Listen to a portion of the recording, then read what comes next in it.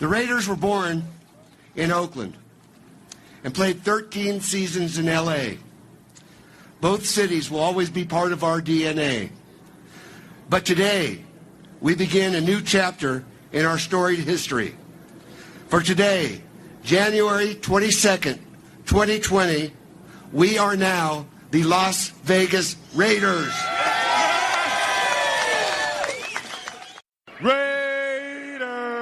Oakland, L.A., Oakland, Vegas, Raider Nation, wherever, forever. You got your old Uncle Mosh and Raiders Fan Radio from Murf's Fan Cave, taking a lighter journey into the dark side. Sit back, put your feet up, pop a top, and enjoy the ride. Here we go! Look left, look right, Kolechnikov, a leaping pass, touchdown! We miss you, we love you, and we'll see you in the Hall of Fame. When you have great coaches, then after you have great coaches, you get great players, you have a great organization, and you tell them one thing, just win, baby.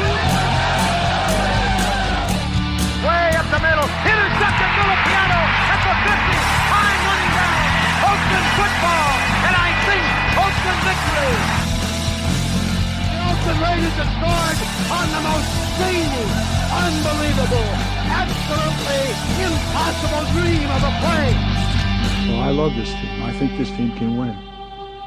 I think this team can win.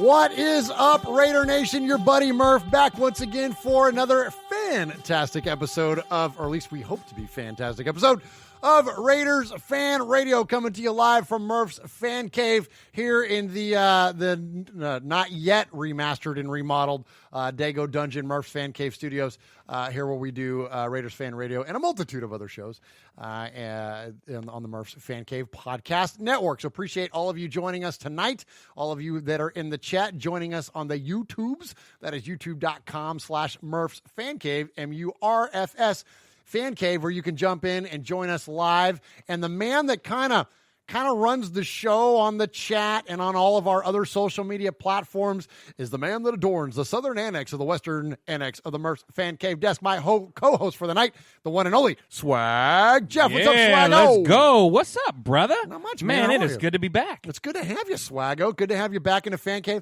You got the the road uni going today. You got the all white uniform. Yeah, it's white out night here on the Yeah, Swag right. Cam. Yeah. So good stuff over there. And then I guess I got the gray out because I got the gray. Yeah, we're good. The gray on gray with the gray glasses, man. Like perfect. But it's not gray. It's silver though, right? Oh yeah. Hey, so speaking of Swag, for those of you that don't know, Swag Jeff is our social media director and an often co-host here on Raiders Fan Radio. No Uncle Mosh tonight. We'll go over there to the Uncle Mosh cam. You see, it's a little dark over there. It's a little desolate. On the western annex of the Murf's Fan Cave desk. That is because Uncle Mosh has just some prior commitments, man. It's a busy time for him. It is. It's show season for him. It's conference season for him. Yes, and so, I know all about that. Yeah, I was his former student. There you go. Absolutely. Yeah. And so Uncle Mosh won't be joining us tonight, but he'll be back in a couple of weeks. But anyways, as I mentioned, Jeff is our often co-host here at Raiders Fan Radio, and Jeff handles our social media, our Facebook, our Instagram, all that good stuff, and also hooks us up in the chat. Tell us about the YouTube chat tonight, Swaggo. Yeah, we got everyone in there. We got Ron the Mater Raider, D the Sun, Pirate 1975, Calvin Cooper, Stoned Raider, Aaron the Q-Dog Raider, Matthew Menges, Atticus P. Rockin'. We got the whole gang in here, guys.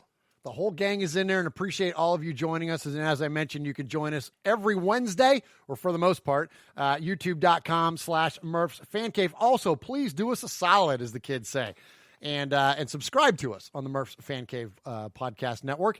That is anywhere you find your podcast. That could be Apple, that could be Stitcher, that could be Google Play, that could be Spotify, iHeartRadio, like pretty much anywhere you can find it, you can find us. Just search MURFS Fan Cave and subscribe there, and you'll get this show, the flagship show, which is Raiders Fan Radio. It will get you Mojo's Pod Show, and you'll be able to hear our buddy Mojo every week do the pod show. You will get Tales from the Nation, where Swag Jeff and I jump in and do a story that is significant to Raider Nation.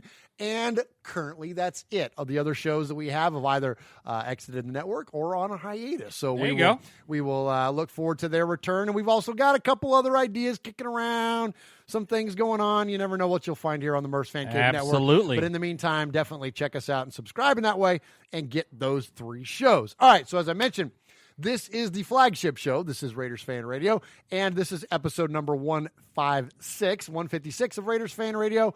And we always tie back our episode number to something significant within Raider Nation, a significant number. And Jeff, what do you have for us this week? Yes, episode 156 of Raiders Fan Radio. We're going to take it back to a number 16. Oh, like Blanda? George Blanda, That's what I'm talking about. Who Al Davis called the greatest clutch player the game has ever known. Ever. Played in silver and black from 1967 to 1975, which was the end of his career. He started playing in what year, Murph? What was that, 1949 or something like that? Yeah, George he played like 26 years in the NFL. I was going to say, he played as long as you've been alive. Yeah, almost. Yeah. Almost. And he was a quarterback and a kicker, and he could do about everything, and he kicked 156 field goals for silver and black. Oh, yeah. dude. I like it. That's a good one, man. There you go. On the nose with that man. one, dude. Yeah, There's no decimal points in there. No. No. 156. Bang. 156 times you kicked a field goal for the Raiders, and 156 times we've done Raiders Fan Radio. Well, yeah. Getting hard to believe, man. I'm telling you. Hey, so speaking of that real fast, so we did a Tales from the Nation, like a live one of these a couple weeks ago. But outside of that, we hadn't done a Raiders Fan Radio since before Christmas. We're going to go on one more little hiatus. We're going to be gone for a couple weeks again. But we're going to be gone for really cool reasons this time. Not that Christmas is not cool reasons and family and all those other commitments aren't cool reasons, but it's the end of the season. So we're going to dive in deep tonight. We're going to get to a lot of stuff tonight. But since it's the off season and the Super Bowl sucks, we're going to take a little bit of a break. Oh, wait, I thought the season was over. Well, it is, right? Because no one in Raider Nation wants to watch this stupid Super Bowl, which we're going to get to that here in a minute. But here's what's going on. So we're going to redo the cave a little bit. We're going to redo the studio a little bit. We've got some new equipment coming in. We've got some new cameras coming in. Yes. It's a good time for us to kind of clean house a little bit, kind of declutter the cave a little bit, you know what I'm saying, and just kind of set some things up. So we'll look a lot cleaner on our YouTube shots and on our live streams, plus the overall audio and video quality is going to improve. We're upgrading some microphones and headphones and cameras, all that kind of good stuff. So yeah, we need an HD Uncle Mosh. We do need that. And you know what? You're going to get 4K Uncle Mosh. Oh, you're going to get 4K Uncle Mosh. Because when he does his truffle shuffle belly dance, no one wants to see that in 720p. No. You want that in 4K, bro. You want to see him shaking, and you want to see the powdered sugar coming off of his body. And you'll get to see that. But yeah, a couple-week hiatus. So yeah, we'll be setting everything up. But we will be releasing some episodes of Tales from the Nation, I'm sure, in the meantime. And Ron said in the chat, Tales from the Nation, where souls go to die. Oh my gosh, that last one was brutal. It was very brutal. So we need to do some fun ones. Yeah, we got a fun one coming up. We're gonna do that. We got the Holy Roller already in the can. Oh yeah, it's so fun. Yeah, Swaggo and I recorded that one not long ago, so we got that one in the can. We're gonna release that, and then we've got some more coming up. So we're gonna normally we go one that's not great, and then one that's a super fun moment. After doing the tuck rule for an hour and a half, we need to hit back to back to back good ones. Oh yeah, because Pirate 1975 said on the next Tales from the Nation they'll be eating in front of starving children. Don't miss it. Oh man, golly. Lord. So we need some fun ones. Yes, we will do some fun ones. And I appreciate Raider Ramon in the chat. The clutter is nice. Man, I like to clutter the cave too. Here's the thing though, is that I like busy, but it's becoming disorganized. And if you could see what I'm looking at now, it's just a whole lot of stuff. So it just needs to be redone a bit. But it'll be similar. Anyways, that's probably too inside baseball for what you guys care to know about. You guys want to talk about the Raiders, so let's talk about the Raiders. So a couple things. Number one, the guy that I started this whole podcast thing with, my cousin Sonny, we're expecting a call in tonight. Oh, really? Yeah, Sonny's going to call in Sweet. live. So we're looking forward to hearing from him. And I don't know when that's going to be. I've got the Google Voice open, and it's tagged for Sonny. So when he calls, it'll alert me, and then we're going to pipe him in. I don't even know what he was going to want to talk about other than probably the Raiders. But we're going to let Sonny get in here live. That said, I also want to give Sonny respect at the top segment of the show. Now, here at Raiders Fan Radio, we do respect. We don't do shout-outs. We don't do props. Nothing wrong with those things. But, hey, give respect. Hey, yeah, why not? A little respect. Give a little respect. So I want to give respect to Sonny, my cousin Sonny, because he does this. He's actually a Grammy acknowledged music producer and creator. Yeah, and he does this awesome work with. He works with youth, at-risk youth. He's a drug and alcohol addictions counselor and does an absolutely amazing job with his kids and his program. And they do music together. And so that's kind of his creative outlet now that he's not doing podcasts. And but he still will do something Raider-y related every once in a while. Yeah. And he had this post that came out on their Instagram page for the Bruzzy Beats is the name in honor of my Uncle Bruzzy, his dad, and from his Bruzzy Beats Instagram page. And it was pretty funny because the day that the Super Bowl was decided, the day that we figured out it was going to be the Chiefs and the freaking stupid Niners, was also the anniversary of the Tuck Rule game. Did you know that, Jeff? I did not know that. It was. I don't think about the Tuck Rule game anymore. Well, I know, right? After our little experience with Yeah.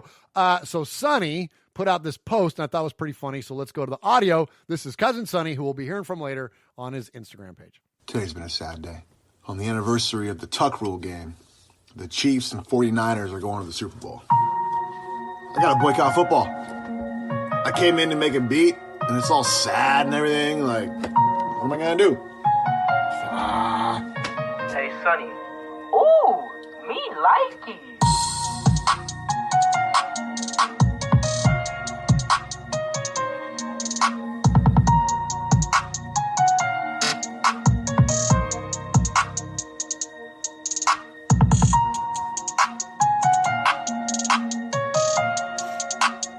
All right, there's Cousin Sonny.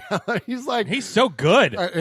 He does really good Oh stuff, my man. gosh. He really does. It's fire. And a lot of the stuff that you'll hear, like behind Mad Max Crosby on our ID here on the show, is one of Sonny's beats. He does some great stuff. And so anyways, so we'll hope to hear from him. And I just thought it was so funny. He's like, I got to boycott football. And we're going to talk a lot about that coming up. But I just think that whole sentiment of it being the Niners and Chiefs, like, it literally doesn't get any worse for all of Nope. us. There's no worse. Okay. Anyway, we'll get to that later. One more bit of respect I want to give is our buddy Mojo, and you've heard me talk a lot about him lately since he's become an official addition to the Murph's Fan Cave lineup of shows. But so definitely support Mojo's Pod Show, not only on this network, but also on his network on the YouTube. Check him out, Mojo's Pod Show. That's MOJOE's Pod Show. And he's been clamoring on his show. He's had like 11 or 12 episodes now. And he's been clamoring for Rico, Raider-born Rico from the Canary Islands, good friend of Raiders Fan Radio here, to call his show.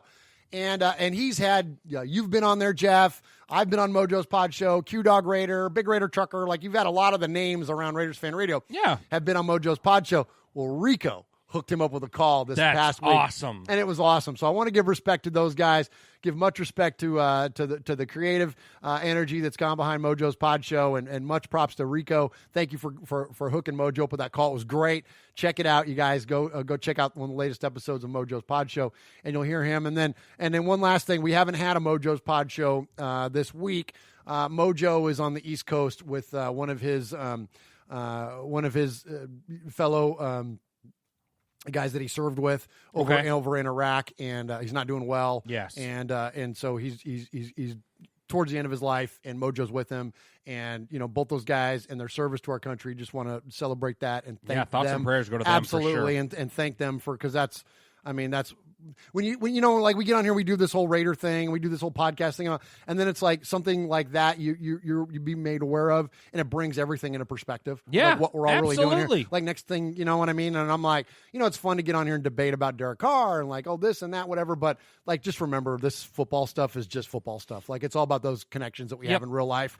That's the really, the meaning behind all of this, and nothing more evident than Mojo traveling literally across the country to go be with a guy that he served with in his in his final days. So much respect to him. And anyways, that's we just want to thank him for being there for us and defending our democracy and our freedom every day when he and so many others go to work. All right, Swaggo. Sorry. All right, boys and girls, pay attention. You got your old Uncle Mosh here with an update. That's right. I got some stuff for you. Take out a piece of paper, a pencil, a pen. Heck, use your pocket knife and carve the info into your dashboard as you're driving down the highway. First off, you need to like us on our fan page on Facebook. That's right. Go to Facebook at Raiders Fan Radio Podcast. Don't forget about the Twitter. You know your old Uncle Mosh, he twits now. That's right. Go to at Raiders Fan Radio. Also, don't forget the Instagram at Raiders Fan Radio. Or what about our website? That's right, RaidersFanRadio.com. Heck, if you want to, you can even email us, show at RaidersFanRadio.com, or call us on the Raiders Fan Radio hotline, 909-345-3346. That's 909-345-3346. Don't forget Murf's Fan Cave on the YouTube, where you can get all the show links like the Fan Club Blitz with Splatterhead and Fitz. Find all our stuff on podcast providers like Stitcher, iTunes, and Google Play. All right, did I hit the time limit? Good. All right, Raider Nation, we're going to jump into a bunch of stories here. First off, let me shout out the chat right now tonight at youtube.com/Murph's Fan Cave. Aaron the Q-Dog Raider, Raider Ramon, Matthew Menges is in there, Dave Cooper, Ron the Mater Raider, of course, Pirate 1975. Pirate says, can we drink 1 or 3 for Mad Max? Max! Absolutely, we can. Tip him up. There you go. Salud. Chindan. Running Bear is in there. The Big Easy. Who else? Who am I missing? Curtis Flores, Alberto. Oh my gosh, here we go. I'm gonna try to not butcher his last name. Quinones, right? Quinones. I think that's right. Tell me, Alberto, if I got even close. I'm sorry if I messed up your last name. And anyways, thank you for joining us there in the chat, all of you. All right, so the big story today, the biggest story in Raider Nation that's happened. He said, sort of. I love it. So the biggest story that's gone on, Swaggo, is, it's Beto. He says, you know the last name. Well, what's up, Beto? Here we go. I know 9-volt. So the biggest story in Raider Nation that's gone on over the past really a month since we've left is that and Jeff's going to run us down on a whole bunch of stories here in a minute. But today, like literally within the past couple hours, the Raiders announced themselves officially as, no surprise, the Las Vegas Raiders. Yeah! Absolutely. So we are now, Swaggo, officially the Las Vegas Raiders. I played it at the top of the show. I played Mark Davis making the announcement that we're now in the new era of the Las Vegas Raiders. And let's go ahead and go live to some of the audio that the Raiders released today. Through 60 years, the Raiders have had big moments. The new name is the Raiders. Moments that have cemented legacies and defined a brand. Silver and black football is king of the hill of the National Football League. January 22nd, 2020. A day to remember.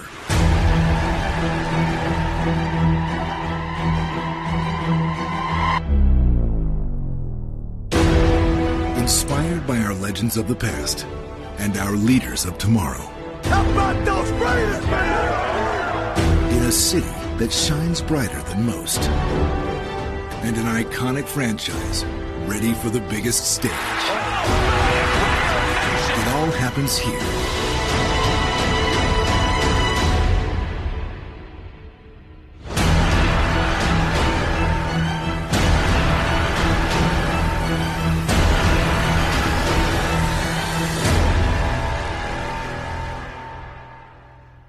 All right, there it is, Swaggo. So we are Nice. officially the Las Vegas Raiders.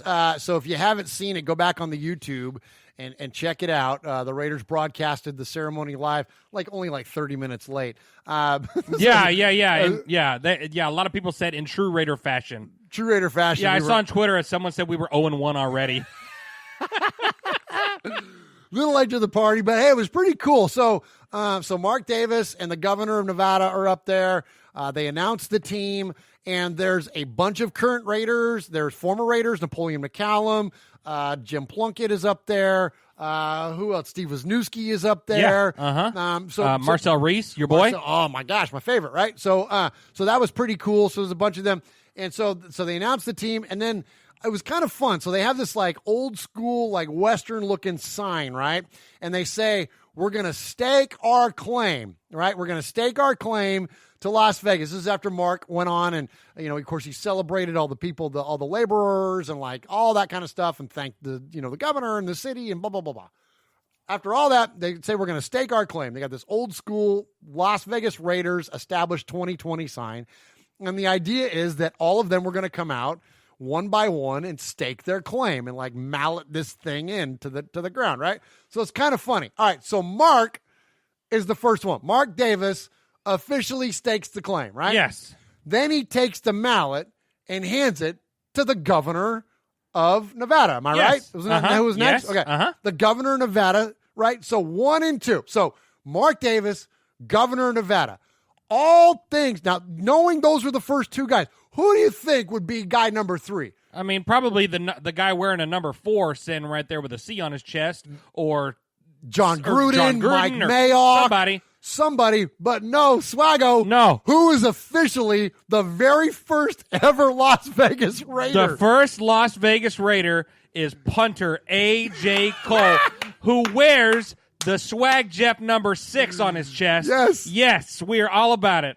Oh he my is the God. first Sin City Raider. The first Vegas Raider is A.J. freaking Cole, the guy that we met at the Politico Foundation dinner. We're bros. You're like best friends.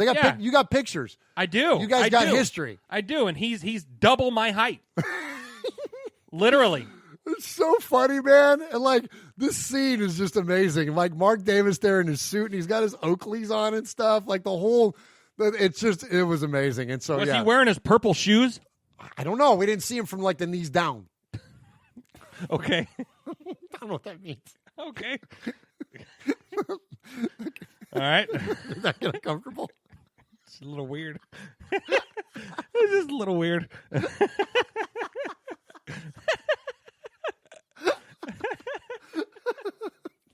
Why'd that tickle me so much? I don't know. It made me laugh too. Oh my God. So anyway, where were we at? Which one's me? Okay, so anyway, so it's a really fun scene, man. It was a great shot there. And dude, Allegiant Stadium is the bomb, dude. It's unbelievable. It's unbelievable. So there was a video that came out also this week, John Gruden touring the facility. I had audio pulled of that. I'm not going to play it tonight. We got so much stuff to get to. So I'm not going to play that tonight, but it's out there. Check out John Gruden touring Allegiant Stadium. We might get that to a little bit later in the season. But yeah, it's going to be amazing. I love that everybody, the early nickname is the Death Star. For a Star Wars guy like me and you know what I mean? Uncle Mosh will hate that, but we'll let him hate on that later because right now he's not here. So yeah. They're calling it everybody's calling it the Death Star, man, and that's appropriate because it's this big so black cool. and silver freaking. I love it. It's our colors. Yeah, it's not this neutral thing. It's a freaking Raider stadium, man. Yes. It looks like a Raider stadium. And after walking into the Oakland Coliseum, which we reverently have referred to as Mordor so many times, the big, the big concrete gnarly looking thing of the Oakland Coliseum, this is, a big shiny new thing, but it still looks gnarly. It still looks Raidery, right? Yeah, Don't you think so? It's badass. Yeah, it's just badass. It is badass, wow. Absolutely. So, so pretty cool stuff there. So we are officially the Las Vegas Raiders. So let us know what you think, Raider Nation. Give us some feedback in there Let us know in the chat kind of how you feel about it. Really, the announcement kind of came up suddenly today. I wasn't expecting the big to-do that they made about it today, but it was pretty cool. And one of the funny things that another fun thing I should say about it that you mentioned, Jeff, who is like the face of the Raiders right now? Oh, Jonathan Abram. How cool is that? Yeah, a guy that played 60 minutes in a Raider uniform this season, and he's like the captain. I mean, honestly, I think he'll get a C next year. It would not surprise me. Wouldn't surprise me at all. So the Raiders dropped 2 images today. One was the one that said Raiders announcement. And it had the picture of Allegiant Stadium. Yeah. And what was the next one? The next one was Abram, and it said our nation's capital. Las Vegas. Las Vegas, and our nation's and a picture of him. Like, how cool is that, man? And he was standing right up center stage, too, at the announcement. Yeah, absolutely he was. Yeah, very cool. So him and Mo Hurst was up there. Who else was up there? Trent Sieg. Yeah, Markel Lee. Waller was up there. Waller, there you go. Yeah, Yeah, absolutely. Yeah, so very, very cool. And so go check that out on the Raiders YouTube. All right, let's move on. Swaggo. So we talked about the current history of the team. We're going to, in a minute, we're going to talk about the past. We've got a really cool anniversary we're going to celebrate today. But before that, as I mentioned, we haven't been on the air for like a month. So a lot's happened in Raider Nation. So Swaggo's going to hit us with like the must-know story. So if you haven't heard from us and you've been living under a rock since Christmas, the must-know stories in Raider Nation over the past 4 weeks. Jeff, what else besides the Las Vegas Raiders? I've got 10 things. Got 10 things. We hadn't been here for a month. So if you missed the last month, if you were asleep or just waiting for us to go back live and cut yourself off to all other social media, we are here now to give you the top 10 things that Raider fans need to know over the last month. Okay. So number 1, Flores and Cliff Branch. They get snubbed again at the Hall of Fame. All right. I mean, I don't get it. I don't either, Swaggo. And look, I'm gonna save a tirade for another time because we've got so much to get to tonight. But I'm just gonna say this: Tom Flores, much due respect, like all the respect. Sadly, I understand why he doesn't get into the Hall, and it's because the last 5 years of his coaching career, 2 at the Raiders, all his Seattle time, it just doesn't bode well for a Hall of Fame career. If you just take and you isolate his Raiders career, yes. But sadly, the shadow of Al Davis, or sadly, Al Davis casts a shadow that overrides any of Tom Flores' accomplishments as a coach. And look, the barriers that he broke and the rings that he had. Look, I'm a Raider fan. I want the man to be there. But at least I have a little bit of an understanding of like, okay, I get why they look at him in that light. At least I understand it. Cliff Branch, though, is a completely different story. And this is where I'm going to avoid the tirade, because when you break down the numbers, and when you especially break down the numbers versus Harold Carmichael, who's the guy that's going in ahead of Cliff Branch, or a guy like Lynn Swann, or a guy like John Stallworth, these guys that have gone in ahead of Cliff Branch, that doesn't make any damn sense. No. And I'm not going to say F those guys, but maybe I just did. Like, for real, a Hall of Fame. Like, you expanded this into this, like, 20-person, like, group now where you're going to let in, and Cliff was already on as one of the finalists on, like, the normal ballot, and now you're going to say that he's not good enough to get in? Like, dude, that one stings, man. Yeah.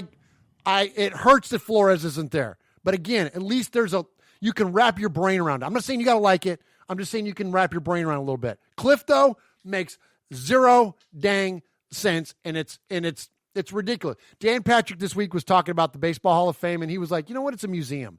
Like, let people in. It's a museum. What do you care? And he was like, I used to get all worked up about it. Seriously, like, it's a museum Hall of Fame. Let Cliff Branch in. Yeah, what why the not? Crap, man. The guy was the best at his position at the time in which he played. He's got the numbers that stack up. He's got the rings. He had the longevity. He had the athletic ability that stood out above his peers. Like, what the crap? Like, there's nothing about his career that says this wasn't Hall of Fame worthy. Like, so put him in. Yeah. Oh, man.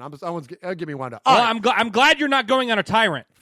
I'm glad you're not going to go off on a tangent. Thank you. Okay. You go. Yeah. Well, no, I mean, I just, everything you said is true. I mean, it's crazy. Sorry. It's crazy. That one gets me, man. Well, yeah, it does. That one gets me. Yeah, it does. But yeah, I mean, it makes no sense. So the next thing, a good thing, Pro Football Writers of America vote Josh Jacobs as the Offensive Rookie of the Year, which is very cool. And so we'll see if he gets the actual award at the NFL Honors Night. Yes. So hopefully he will. He deserves it. Well deserving, of course. It's down, I think, probably him and A.J. Brown from the Titans. From the Titans, absolutely. So, and well-deserving for A.J. Brown, too. Yeah, Played great. Yeah. But obviously we want Josh Jacobs to be the for man. sure. And I think he's the front runner, right? Yeah. I would say so. He was the early season front runner, and I think he kind of just held that spot all season. Yeah, absolutely. So, yeah. But then sadly, Coach Buck. Oh, Coach man, Buck, one of our guys, man. We liked him a lot. You know I got what? to meet him last year. So this time last year, and I he was didn't primetime you. He was cool, right? super cool. So I was at the Senior Bowl last year and attended the first couple days of it for the practices and whatnot, and got to meet Coach Buckner, and he was super cool. Yes, and a lot of the Raiders coaches were. In fact, none of the Raiders coaches prime-timed me. The only one that prime-timed me was Mike Vrabel, Titans coach, but I didn't care because I wanted to talk to him anyways. Well, I did, but not as a thing for. Anyways, another story. But Buckner was amazing. I met him on the escalator, and we rode up the escalator together and talked for a minute. Got to the top, and he paused, and we took a picture, and super super cool. So here's the thing, right? So we all liked Coach Buckner. Clearly, he did a good job when you look at the growth of Max Crosby, who was supposed to be a guy that wasn't going to contribute. He had to get put on, he had to get stronger, and he had to all these developmental things around him as a player, and then ended up being freaking phenomenal. Oh my gosh. And while Cleve Farrell doesn't have the numbers, he had the impact to the running game and all these other things that went along with him. So Buckner did a great job with the line. Yeah. So he's only guilty of not being a guy that's got this incredibly lengthy career as a head coach and otherwise in the NFL, like Rod Marinelli. Yes. Which is why. That's why Gruden brought him in. He said it wasn't because of the job that Buck was doing. It was because the other guy, that was just his guy. Rod Marinelli, man. That's who he wanted. He's literally legendary as a positional coach, as a defensive coach. And look, you got to upgrade positions at times when you can. And when someone like that comes available, and clearly John Gruden has a comfort and a history with the guy, they brought him on. So sucks for Coach Buckner. Though, he's going to be fine. He'll kick ass somewhere else, right? Heck yeah, absolutely. So, this offseason he'll get a big fat contract somewhere. Yeah, I hate that he's not going to be a Raider coach, but I don't feel bad for him. I can see him being a DC somewhere. Absolutely. You know what I mean? On that trajectory, no doubt. So that's why it sucks for us, but I don't feel bad for him because he's going to get an opportunity. So absolutely, he'll be fine, right? Absolutely. So next, speaking of snubs, and Max Crosby, he was snubbed on the all rookie team. That's BS. That's dude. crazy, man. Are you serious? I mean, what do you have? 10.5 sacks or something like that this season? He could have been very easily in the conversation for Defensive Rookie of the Year. Yes, absolutely. And you can't make the all rookie team? Come on. Yeah, it's ridiculous. Stupid. It's ridiculous.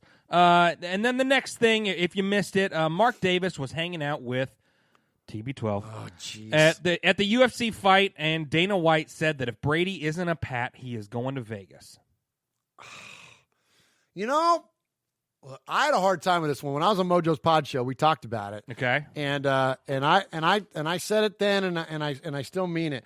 I would have a really hard time with this one, being the history of the team and whatnot. And then Mojo said, what would Al Davis say? And Al Davis would say, just win, baby. And I'll root for anybody wearing silver and black. I don't care who it is. I mean, yeah. Kevin Durant could become a Raider, and I would root for him. Yeah, you know what seriously. I mean? There's a lot of people that they're athletes that I don't care for that they could wear the colors, and I'll root for them because they'll be Raiders. Tom Brady would be one of the biggest challenges, but rewinding the clock, I don't know if that's a bigger challenge than Jerry Rice.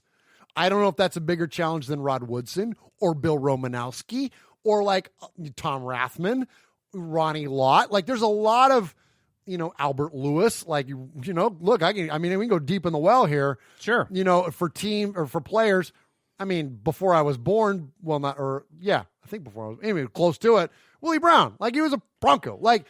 There's a lot of players that played for teams that we couldn't stand that became Raiders, and we embraced them. Yeah. And so, I'll embrace Tom Brady if we have to, but here's what I do think. If that were to happen, if Tom Brady were to become a Raider, is Derek Carr on the roster? I don't think so. I think the only way Tom Brady becomes a Raider is if the Raiders draft a quarterback, somebody that's potentially developmental. Like, could that be like a Jalen Hurts, or I know different style, obviously, Yeah. but Justin somebody Herbert, maybe somebody that's a year or two away, and have them study under Tom Brady instead of Derek Carr. Tom Brady rides off into the sunset. Sure. Maybe that scenario, but there's no way that you're bringing on Tom Brady and Derek Carr like that. No, that doesn't happen. No, that, you don't. You don't do that. That don't. And you hit it right on the head. Really, when it boils down to it, you just want to win. Just win, baby. I'm with you. I wouldn't particularly like Brady on the team, especially after hearing the clip that he says, "Well, I hate the Raiders." Yeah, exactly. You know what I mean? So but he's a Bay Area guy. Well, it's not the Bay Area anymore, though. Never mind. Yeah. Well, how about that? How about that? It's going to take me a minute to get used to. Yeah, it is. Yeah. Anyway, right, what's up? Anyway, next. So speaking of free agents, a lot of other rumors have swirled this offseason so far about guys like Jameis Winston, Cam Newton, Marcus Mariota. A lot of these guys that are kind of a dual threat. Jameis Winston, that's interesting because when we were talking before the show started, I saw that and was like, really? I don't know if I want that guy. But he's brave, man. He'll take risks. I kind of like guys like that. Like when they look at, so you look at the quarterbacks like Dak. I don't think Dak's going to hit the open market. I mean, Tannehill, that's kind of like, what I mean? Like that's not a clear cut, upgrade over somebody like Derek Carr. Drew Brees, is he really going to not be a Saint? No. Tom Brady, is he really not going to be a Patriot? You know what I mean? When you look at the play, Phillip Rivers, I don't know where he's going to end up, but it ain't going to be Vegas, right? No. And you talk about, I would rather have Tom Brady every day than Phillip Rivers. Like, yes. Give me Tom Brady for the next 10 years than Phillip Rivers for one. Like, yes. I can't stand Phillip. I hate Phillip. I don't hate anybody. Hate in this context of, okay, I don't have hate my heart for anybody, but in the context of football, I hate Phillip Rivers more than anyone. Like, he's up there with Elway for me. Like, I can't stand the man. Yeah. Like, I don't care. Like, he's a great family dude and a good Christian, and, like, that's great. Yeah, good for you. But he's an ass on the field. Like, I can't stand him. Uh-huh. So anyways, when you look at all the different quarterback prospects that are out there, I think Jameis is kind of Raidery. He's got a wee bit of a checkered past, and he's got the largest cojones of any one of this current crop of free agent quarterback. Like, he's like Brett Favre. Like, he's got no memory. If he throws a pick 3 times in a row, he's going to come back and throw a 60-yard touchdown pass on the 4th try because he's not going to stop trying. Yep. And what is the number one complaint that we as Raider fans have about Derek Carr? He doesn't take risks. He doesn't take chances. He gives up, right? Uh-huh. Freaking Jameis isn't scared of a stat line. He led the league in passing yards and interceptions and touchdowns, right? Like he was the first 30 for 30 guy. Yeah, 30 for 30. Yeah. I like that. Look, I would rather have that, frankly. Like, give me the guy that's willing to take a shot. Now, granted, don't make dumb plays and don't make the stupid. Like, I get that, and he makes some questionable decision. But like, what would you ask yourself, Raider Nation? Do you want the guy that's going to make the questionable decision, or the guy that's going to throw the ball in the dirt on 4th and 3? Like, I mean, what do you want? Yeah. Give me the Kenny Stabler. Give me the Brett Favre. Give me the guy that's going to force one. Like, I'd rather have that. It's more fun to watch. Yeah. So anyway, but will he be able to do that on this team? I don't know. Would a coach like Gruden give him the reins and say, "Okay, go heave it"? I don't think so. I mean, I think you're going to play within the context of the offense, which is pretty structured. Sure, but he's going to create. When Derek Carr creates space and time and all that, it usually kind of he creates the space and the time, but then it doesn't end with anything. Sure. Somebody like Jameis will create it and then at least try to do something with it. Sure. I don't know. There was a text. We have a little group chat with a lot of the guys, and I think it was Ramon that sent it, either Ramon or Big Raider Trucker sent. We were watching the Bills and the Texans, I think, and there was that unbelievable play where Deshaun Watson just escaped from one. That might have been the play of the year, and dude. He threw heaved a touchdown. And won the game for him. Won the game for him, yeah. And Someone sent a picture of Derek Carr with grass in his helmet and said this is how the play would have been if it was us. You know what I mean? Absolutely. So anyway. So I'm all about. Look, in the chat there, let me shout him out real quick. Kevin the Raider Nerd, what's up, Kevin? Hardcore Raiders in there. Aaron the Q-Dog Raider, Big Easy, Matthew Menges, Dave Cooper, Pyro 1975, Pete M, Ron the Mater Raider, Rick 4777V is in there. Foxy Scorpio is in there. Running Bear is in there. Appreciate all of you joining us. And Rick says, I would rather draft a quarterback than sign Winston. Yeah, I'm with you too. Like I don't think Jameis Winston. we're not all in on him by any I don't means. think Jameis Winston is our next Rich Gannon. Like I don't think he's going to all of a sudden like join up with Gruden and then become an MVP. But as far as like do you want Jameis Winston like year one in Vegas? Like I don't know, maybe. Like that might be fun. Like I don't know. I'm just thinking as a fan. Like what's must see TV for me? I like guys like Jameis. Well, what am I going to do? I like it. He's a marquee. Like it's fun to watch. Well, and to piggyback on what you're saying, it's Vegas. So I really think, and I've seen a lot of people talking about it. This is very sexy for free agents. People want to go to Vegas. Oh yeah, people want to go to Vegas. So really, Cam Newton in Vegas. Oh my gosh! Like I'm not the biggest Cam Newton fan in the world, although I love what he does in his community and in that aspect, like he's like top notch, like he's amazing. Yeah. But he's a little goofy in a press conference. He's a little goofy in the way he dresses. Like, but dude's a freaking MVP. He like, is. He's Vegas. Like, yeah. I think we're going to be getting looks from people that wouldn't give us looks in years past because it's Vegas. I think so. There's no state income tax. Like, there's a lot of attractiveness to go put. You know, big new stadium. You'd be surprised, Raider Nation. I don't know. Is Gruden the guy that's going to pull the trigger and make some crazy move at quarterback? I don't know. Maybe. Maybe he's done it before. This is the guy that brought in Jeff George and Rich Gannon. Yeah. Well, and this is the guy that just got rid of Coach Buck because that was the guy he wanted. He wanted the best. He wanted someone that had the track record. You know, he got rid of a guy that's good because that's the guy I want. Yes. So, with him and Mayock, in year 2 of what they do, well, I want that guy. I want that guy. Well, now those people are going to be calling them. Hey, can I come play with you in Vegas? So how about you package your 2 number 1. No, watch me get crazy here. Oh, my gosh. You package your 2 number 1 picks. You go get Joe Burrow from LSU. He's your starting quarterback on the cheap for the next 4 years. And you sign Chris Jones, Jadeveon Clowney, Shaq Barrett, Yannick Ngakoue, right? You got all these amazing defensive players that are free agents. How do teams win the Super Bowl nowadays? Cheap quarterback, overspend on your defense. I'm just saying, Raider Nation. Yep. You never know what's going to happen. And maybe I'm going crazy. I hope so. I hope not. I don't know. It's Vegas. There's going to be literally 750,000 people in Vegas, we heard today. Yes. Downtown at the draft. Yes. 750,000. The stage is going to be in the water at the freaking Bellagio. Oh, my gosh. What? Oh my gosh, I can't wait. Oh, my God. We had 600,000 in Nashville. This last year was amazing. And they're going to have more than that in Vegas. Yep. It's gonna be, we. I'll be there. We will. I'll be there. Okay. All right, let's go. Yeah, you got more stories. How many I got more more stuff. Go. Trent Brown and Rodney Hudson were voted to the Pro Bowl. Yes. And Incognito, Ingold, Jacobs, and Waller were alternates. Nice. Rodney Hudson was second team All-Pro. And then, if anyone was interested, we got some AB news. Go brief. Yeah, we're gonna go brief. So I don't want to celebrate someone's downfall. Well, it's kind of ugly right now. Yeah, it's pretty bad. So he swears off white women. He's sworn off white women. He cusses out police in front of his children. And now he locked himself in his house because of a battery accusation. And now there is a warrant issued out for his arrest. Geez. Oh, man. You know what? In all seriousness, the guy needs help.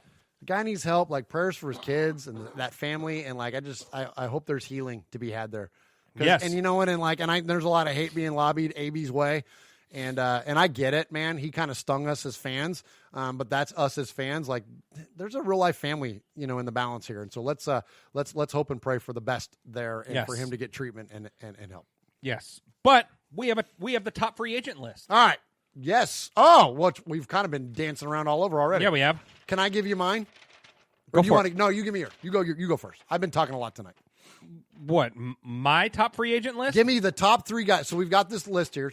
You got it? Show it there. Hold it up to your camera. Oh, there, okay.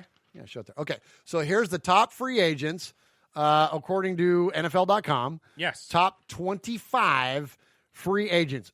Jeff, Swag Jeff, NFL expert, swag aficionado. Swagasaurus Rex, as Raider Ramon called me earlier. Give me your top 3 off this list. Who do you want? I think number 1 should be Derrick Henry. And he is number 1? one? And he's number 20 on this list. That would be now is that desired for not in terms of who you think could have an impact, but like as a Raider? Like who do you want to see be a Raider? Is Derrick Henry your number 1? No, you got Josh Jacobs. It would be an awesome 1-2 punch. Yes. It would be amazing. It'd be the ultimate thunder and lightning, right? Yeah, for sure. I mean, the name that sticks out to me because watching the AFC Championship game, and I hate the team that he's on now, but Chris Jones. That's legit, dude. He's a freaking baller, man. He's a baller, dude. He's a baller. He could be on my list. Yeah. Yep. And I don't know, number 11, AJ Green is sticking out to me. Yes. Sticking out to me, brother. Yes. I mean, we can say, that Tyrell Williams is a good wide receiver, but we need help bad. We need bad. help. We need help at number 1, and he is a number 1. 31 years old.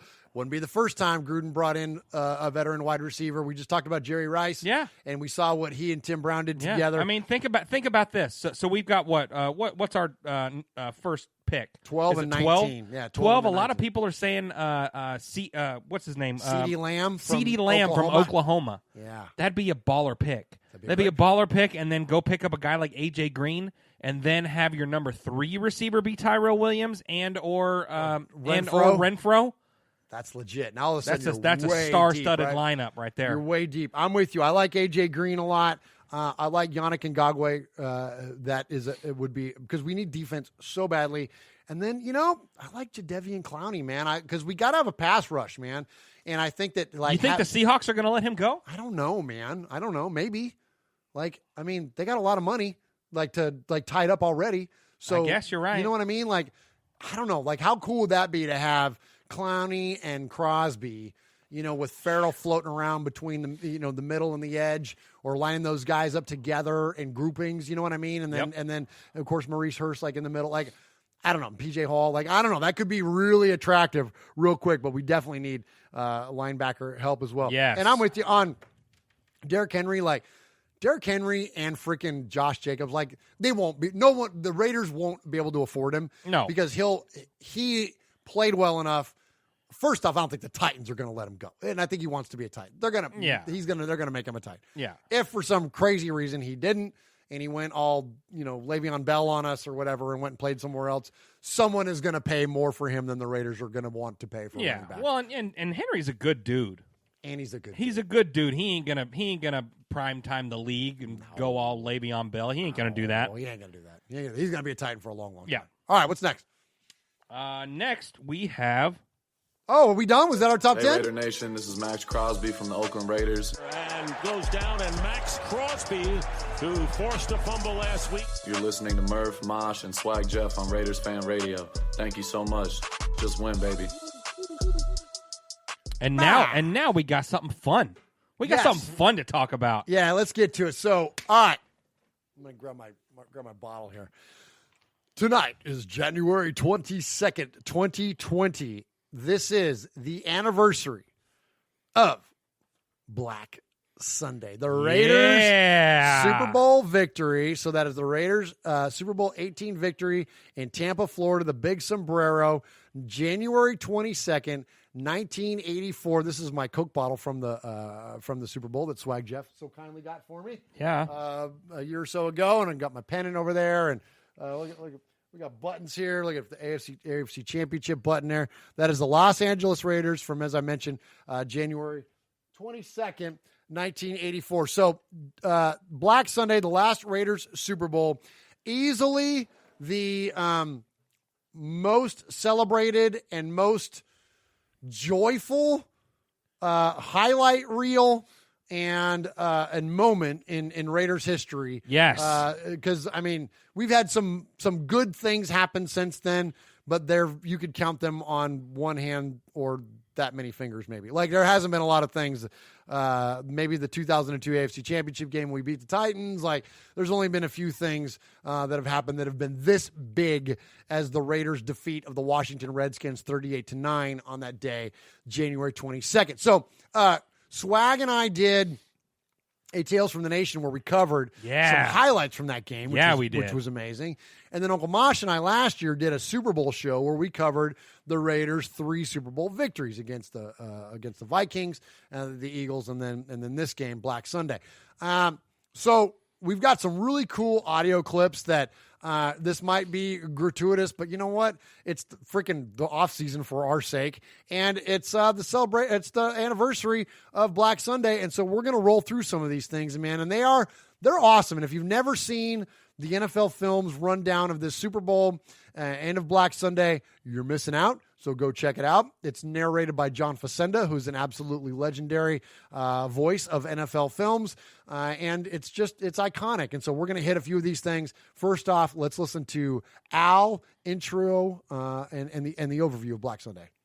2 years ago, when we came to Los Angeles, I really believed that the greatness of the Raiders would be in its future. And with all the great teams we've had, I think today that this organization, this team, this coaching staff dominated so decisively that 2 things must be said. Not only, in my opinion, are you the greatest Raider team of all time, I think you rank with the great teams of all time that have ever played any professional sport. Commitment to excellence, the motto of the Raiders. And once again, Coach Tom Flores fulfilled that commitment in a Super Bowl. The final score, Los Angeles 38, Washington Redskins 9. They have turned back the team that many just a few weeks ago were trying to rank with the greatest of all time. They have turned them back in the most shattering fashion imaginable. That music, Swag.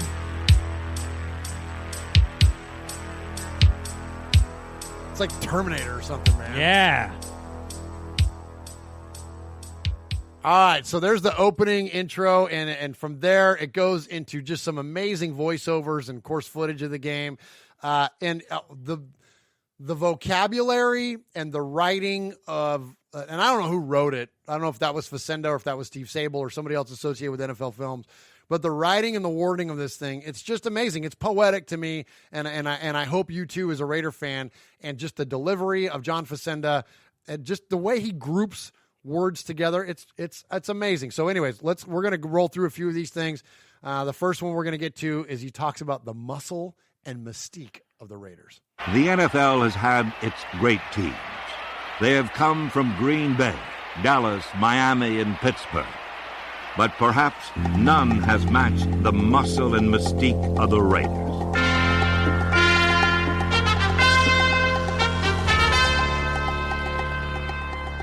None have matched the muscle and mystique of the Raiders. Nice. Isn't that amazing? And so I love that. And I love how this, and it continues to amplify, and it becomes more and more about like life and less about the game. And he talks about how this wasn't just a game, it was a true test of men. When history, the harshest of judges, comes to a decision on Al Davis's Raiders, it will look to Super Bowl 18 for guidance. Like all athletic contests, Super Bowl 18 was not only a game, but a true test of men. And right from the start, the Raiders proved they had the best men. We had the best men, Jeff. It's not even the best ball players, the best men. Like, you are a lesser man for losing this game, Joe Theismann. Well, yeah. Isn't that I just love the drama that they build around it. It's absolutely incredible. It's so funny how, like, the severity of it all. Like, you've lost your manhood. Like, you suck. Yeah. Like, Joe Gibbs, Joe Theismann, John Riggins, all of you, Art Monk, like, you're just not men anymore. Yeah, you're garbage. so funny. All right, so the Raiders humiliated them, and no one expected them to humiliate them. The Raiders were the underdog, and they went in there and smoked the Redskins, and no team had done that before. Well, the Raiders said they were going to do it, and by golly, so far they are doing it, dominating this Washington Redskin team. How many teams have done that to the Redskins? No team has done that to the Redskins this year.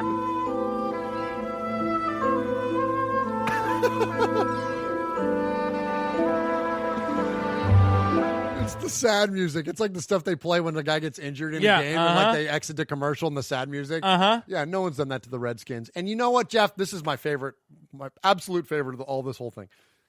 And I quote it all the time. Outside of the show, actually. This was a route in which no honor could be salvaged. So he's not only questioned their manhood, now he's questioning their honor. Yeah. Like, you can't walk away from this game, Washington Redskins. The Raiders have stolen your honor. Like, I just love it. And it's so funny. Yes. So let's listen to it. John Facenda, a route from which no honor could be salvaged. For the Redskins, this was a defeat the dimensions of which they had never experienced. A rout from which no honor could be salvaged. At the heart of this darkness was the Raider defense. They had... All right. This is like, you got to highlight the highlights. At the heart of this darkness was the Raider defense. And then he goes on to say, for nothing that blocked nor tackled nor ran nor passed could stop the Raiders on Black Sunday. That word grouping, again, this is like a movie plot. The hearts of darkness, Jeff. Yes. This wasn't a football game. Yes. This was life. This darkness was the Raider defense. They had stripped the Redskins of their most trusted weapons and sacked Joe Theismann 6 times. Nothing on earth that blocked or tackled or passed or ran could have stopped the Raiders on Black Sunday.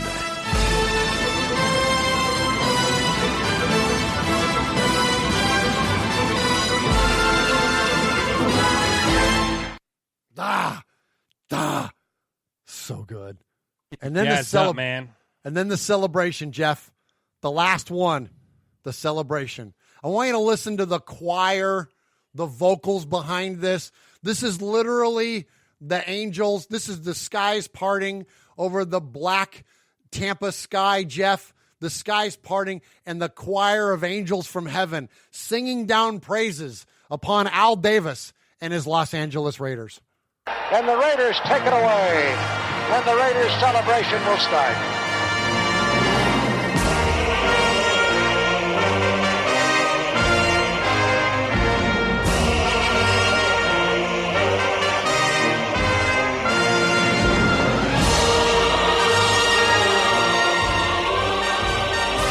In Super Bowl 18, the Raiders again scaled the heights of football greatness and stood alone on the summit. A team of young men filled with promise and old veterans filled with pride.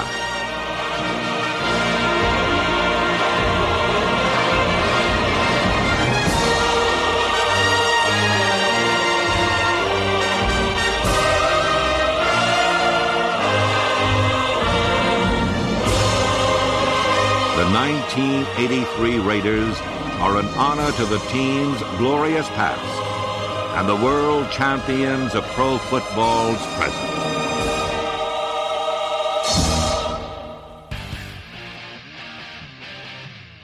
This is Kevin, the Raider Nerd, live at the Oakland Raiders tailgate. Raiders!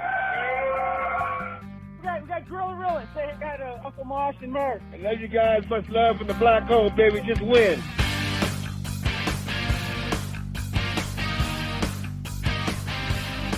All right. Appreciate you, Raider Nation. Appreciate the chat room. Swaggo, shout them out. Who we got in there tonight? We got everyone. We got the Big Easy Matthew Mangus, Chevy Silver Raider, the Raider Critique, Rick 4777V, Hardcore Raider, Pirate 1975, Ron the Mater Raider, Raider Roo. We got the whole gang. Running Bears in there, Aaron the Q-Dog Raider, Foxy Scorpio, everyone's here. Awesome. Good stuff there. Appreciate you all joining us. And you can join us live at youtube.com/Murph's Fan Cave. That's MURFS Fan Cave. And you can check out the chat. You can see weather on the 8s and traffic on the 9s. Hey. Hey, so Swaggo, so let's get back to reality here because that was 36 years ago. Lord yeah, it was. Black Sunday was a long time ago. Come on, Raiders. Hook us up, man. Hook us up with something. Like, I love reliving all this stuff, but it would be nice to relive something that was like, I don't know, younger than my kids. Yeah, you know what I mean? Cool. Like, that would be cool. Or younger than you. Younger than me? Yeah. Yeah, that would be awesome. That would be sweet, wouldn't it? Yeah, it would. All right, so let's get back to reality here. And the reality, Jeff, is this. All right, can I get personal for a second? I would love for you to. All right. Here's the thing, Raider Nation. Okay, so clearly I'm a Raider fan, right? This whole Murph Fan Cave thing, this is all just revolves around the Raiders. All you got to do is if you're watching the YouTube show, just look at the camera shot there and you see all this stuff. All right. And the whole house looks like this for the most part anyways. I love the Raiders. I love also, though, the NFL. I love football. Like, I'm a big football guy. I like all forms of football from peewee football all the way through high school, college, all the way. I watch a lot of it.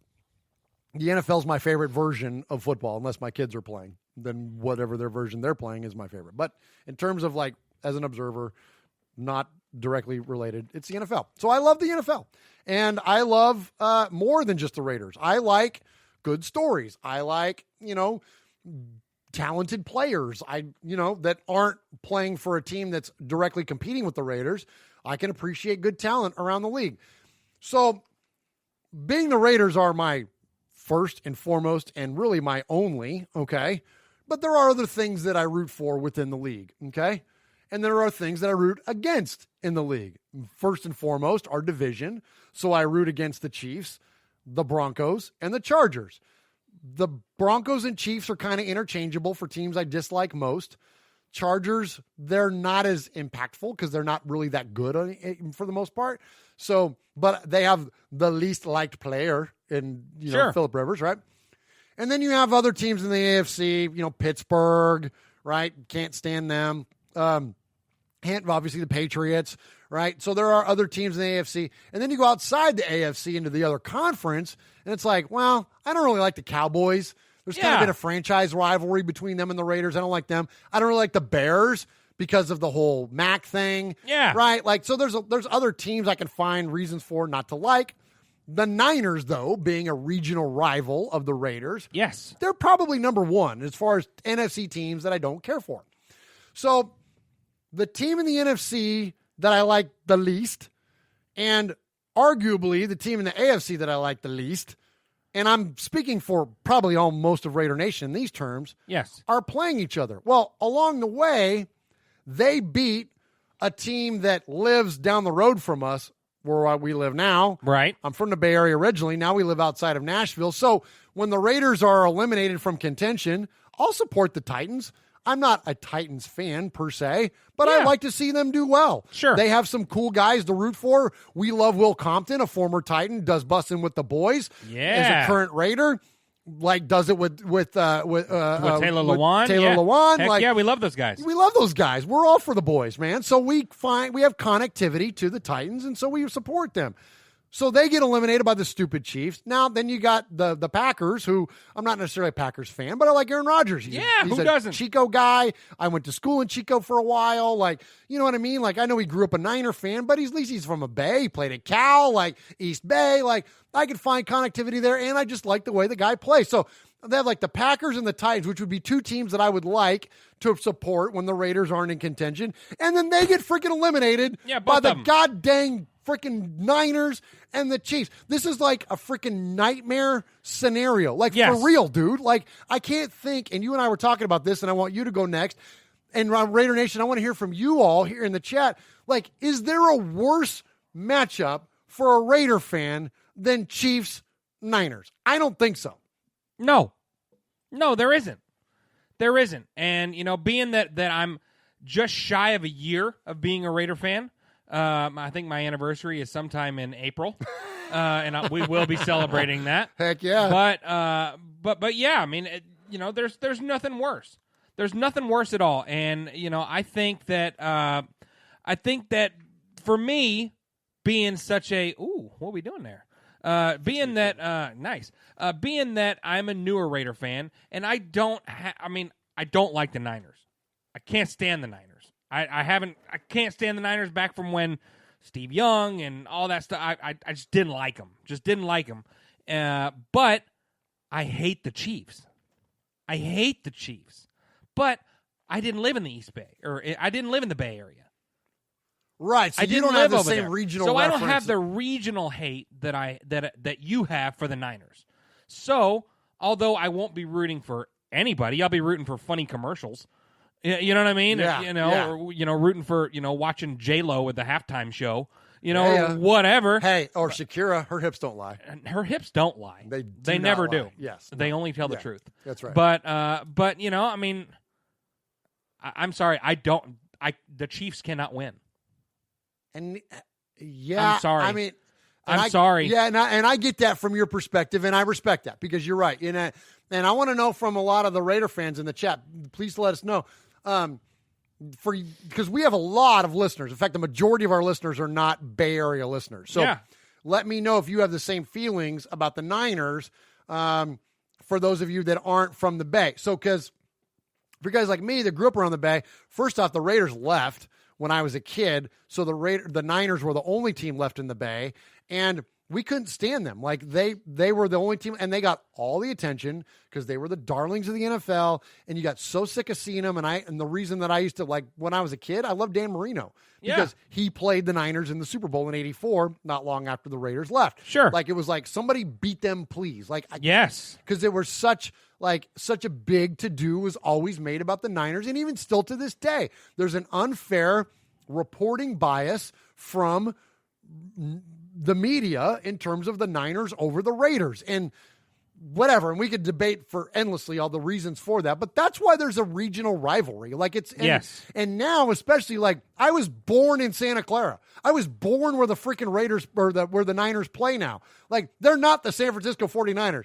They're the Santa Clara 49ers. It's not even close. Like, when you watch a Niner game and they show shots of, like, the skyline and they show the Coit Tower and Embarcadero Center and all that. You went there with us last year. Jeff, it's freaking an hour away. Yeah. It ain't even like New Jersey is to New York. Like, it's not even across the river. Yeah. It's cities away where the freaking Niners. It's the stupidest thing I've ever seen in my life. Yeah. I can't stand him. Plus, my brother's a Niners fan. God bless him. He's a little titched. He's a freaking Niner fan. Like, I mean, do I want him to have bragging rights? Like, hell no. But do I want to have the Chiefs win a Super Bowl either? Hell, like, no. Like, I want to crawl into a corner, close my eyes, and pretend this doesn't exist. Like, Raider-born Rico's rooting for a blackout.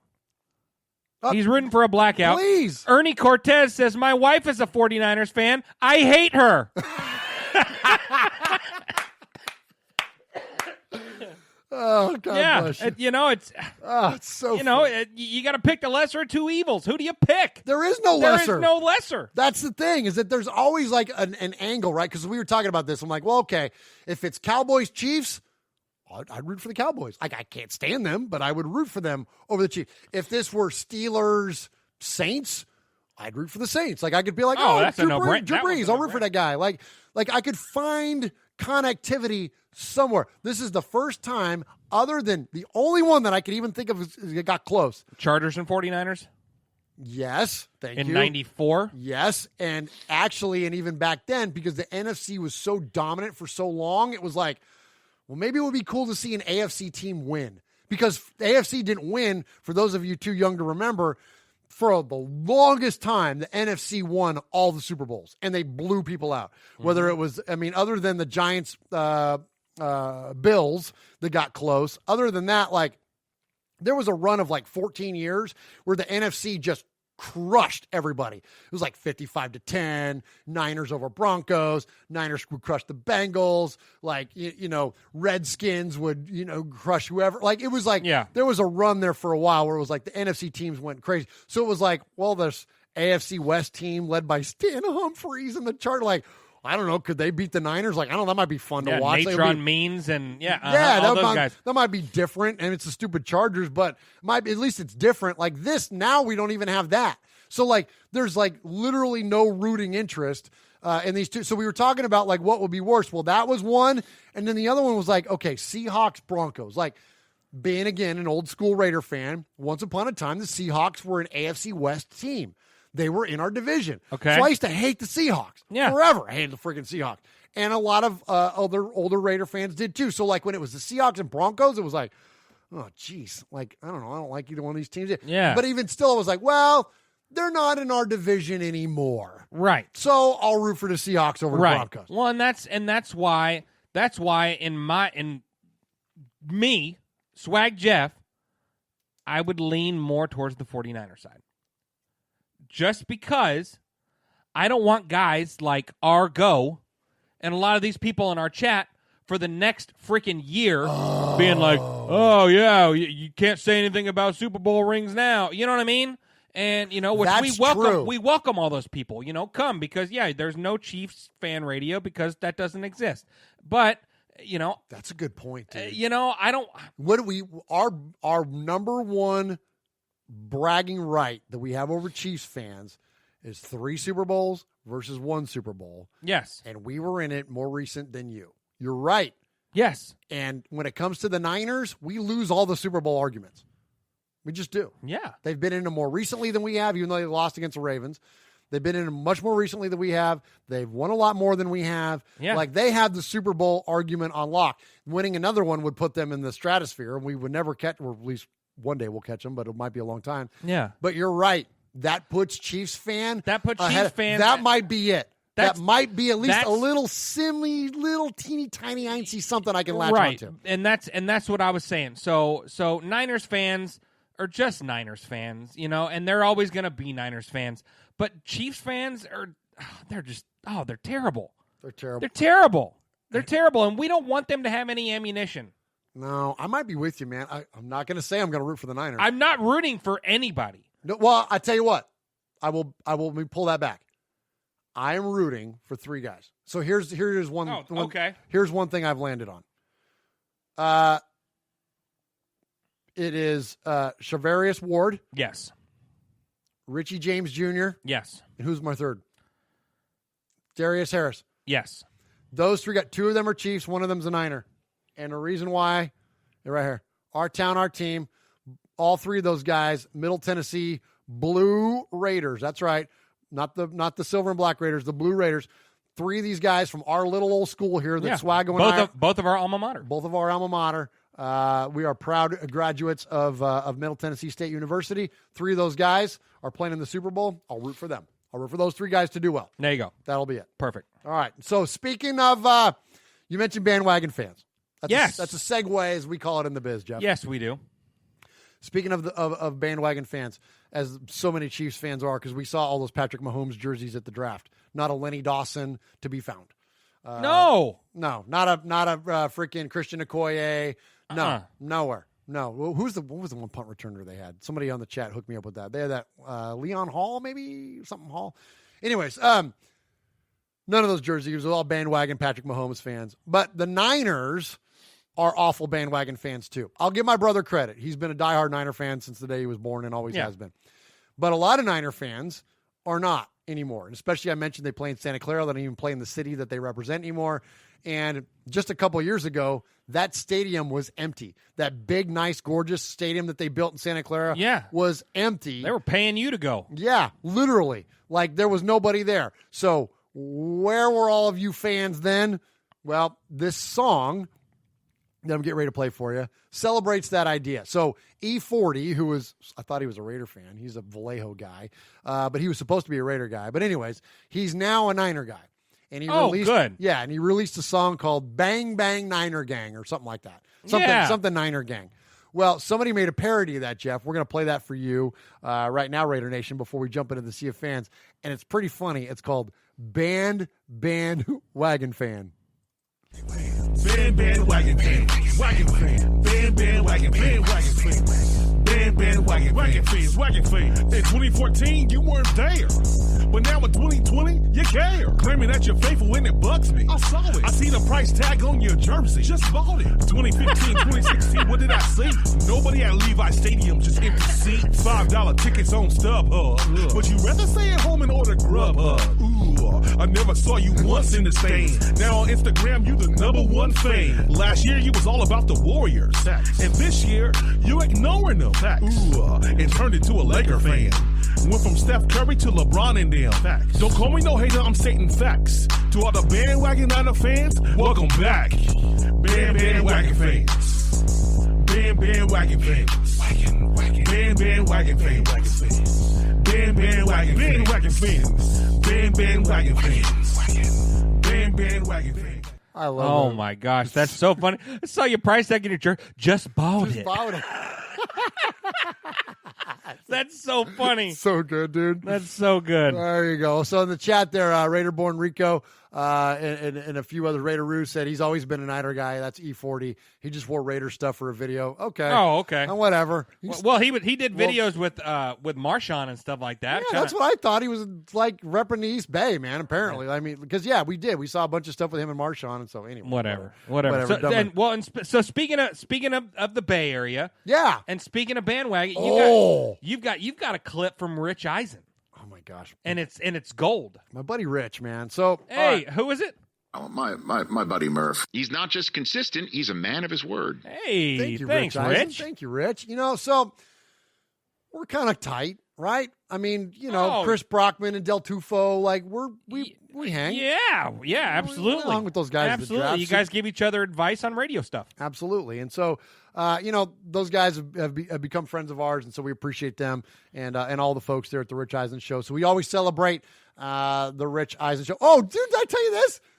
I tell you this. Okay. Guess who was on the Rich Eisen Show as a caller last week? Who? Houston Raiders, Steve. No way. Oh, really dude. It was really good. And Steve, how cool is that? All you got to do is shout out Raiders Fan Radio. We'd have played your clip here, but oh my gosh, a little self-celebration. But anyways, I do want to acknowledge Steve for calling in Rich Eisen, and he did.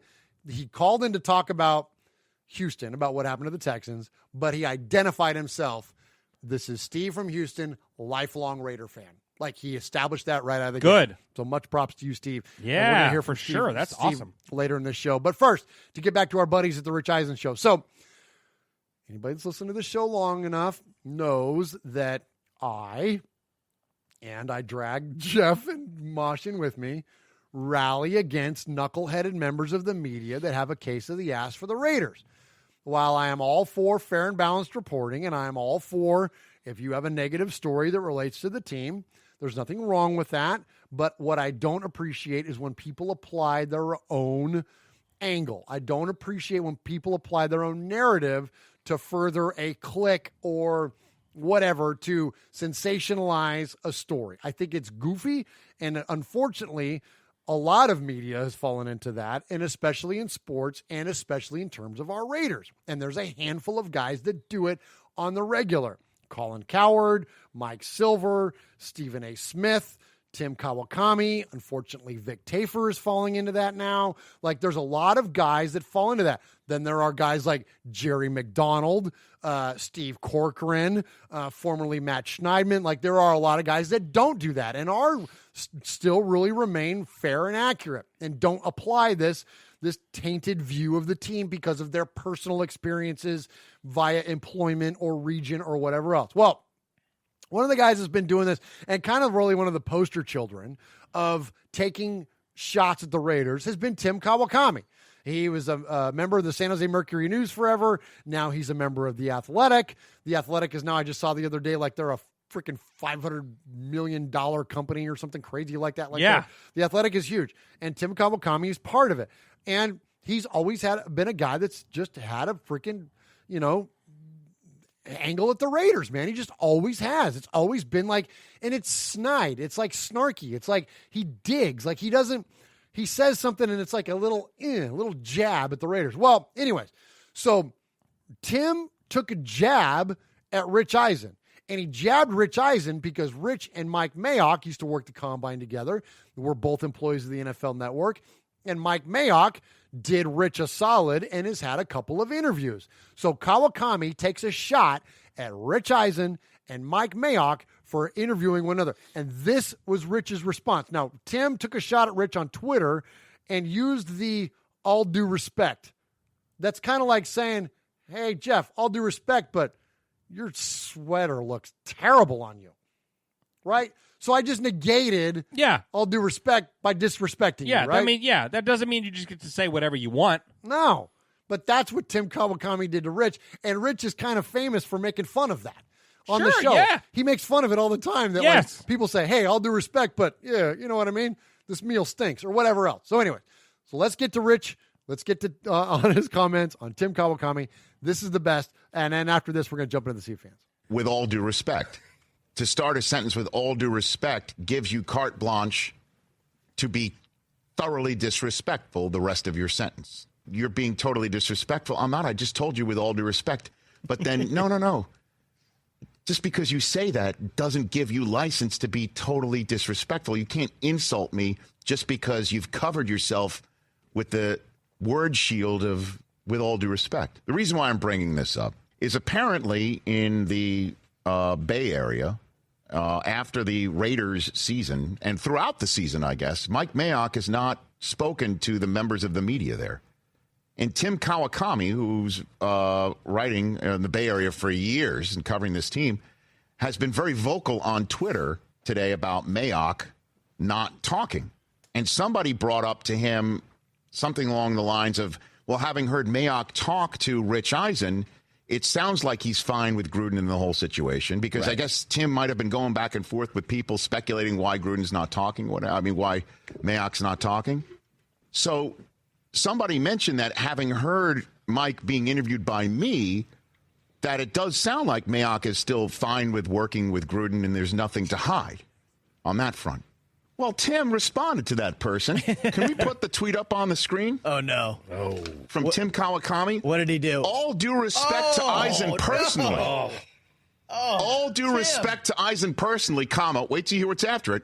But I don't give a damn what a former NFL Network employee says to a current NFL Network employee when the former employee is a GM and ducking the independent media. Independent media.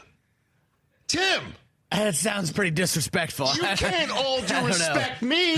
Oh, man. I all due respect you. Get him, Rich. I invented all due respect. And with all due respect, am I not a member of the independent media sitting here on the Rich Eisen show? Because this is where I interviewed Mike.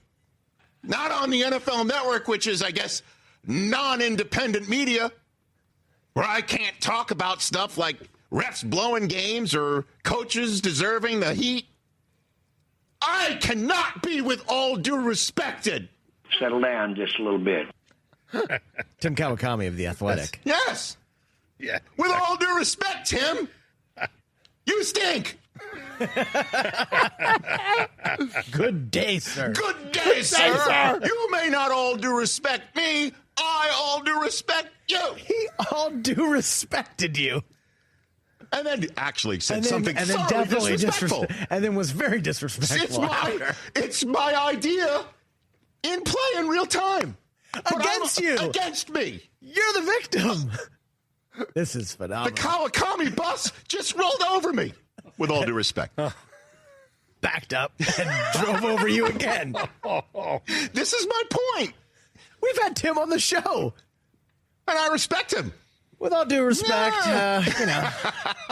For more of the Rich Eisen Show,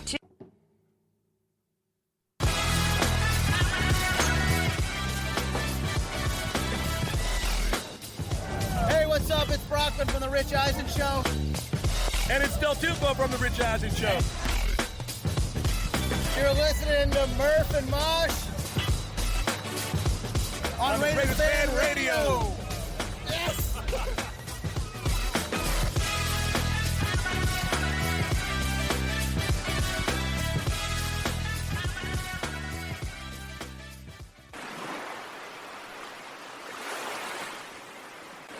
Fading, looking. He's under the gun. He's caught. He's thrown. It is.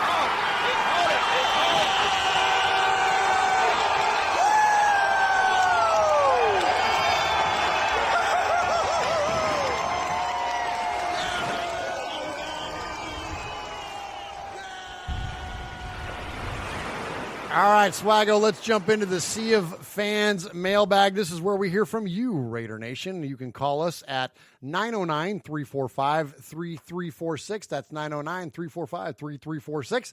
Leave us a message, and if we play your message 3 times on the air, we refer to you as a made man or a made woman, much like a lot of our folks that are in there. Tonight, Hardcore Raider is in there, Ron the Mater Raider, Raider Born Rico. Who else am I missing? Let's see. Coach Davis is in there. What other made men? Aaron the Q-Dog Raider, of course. He's the capo. Matthew Mangus and his brother Daniel. The Raider Roo is in there. A lot of made men in the chat, and I appreciate every single one of you as always. So you can also email us on the show. You can email us at show, that's SHOW, at RaidersFanRadio.com.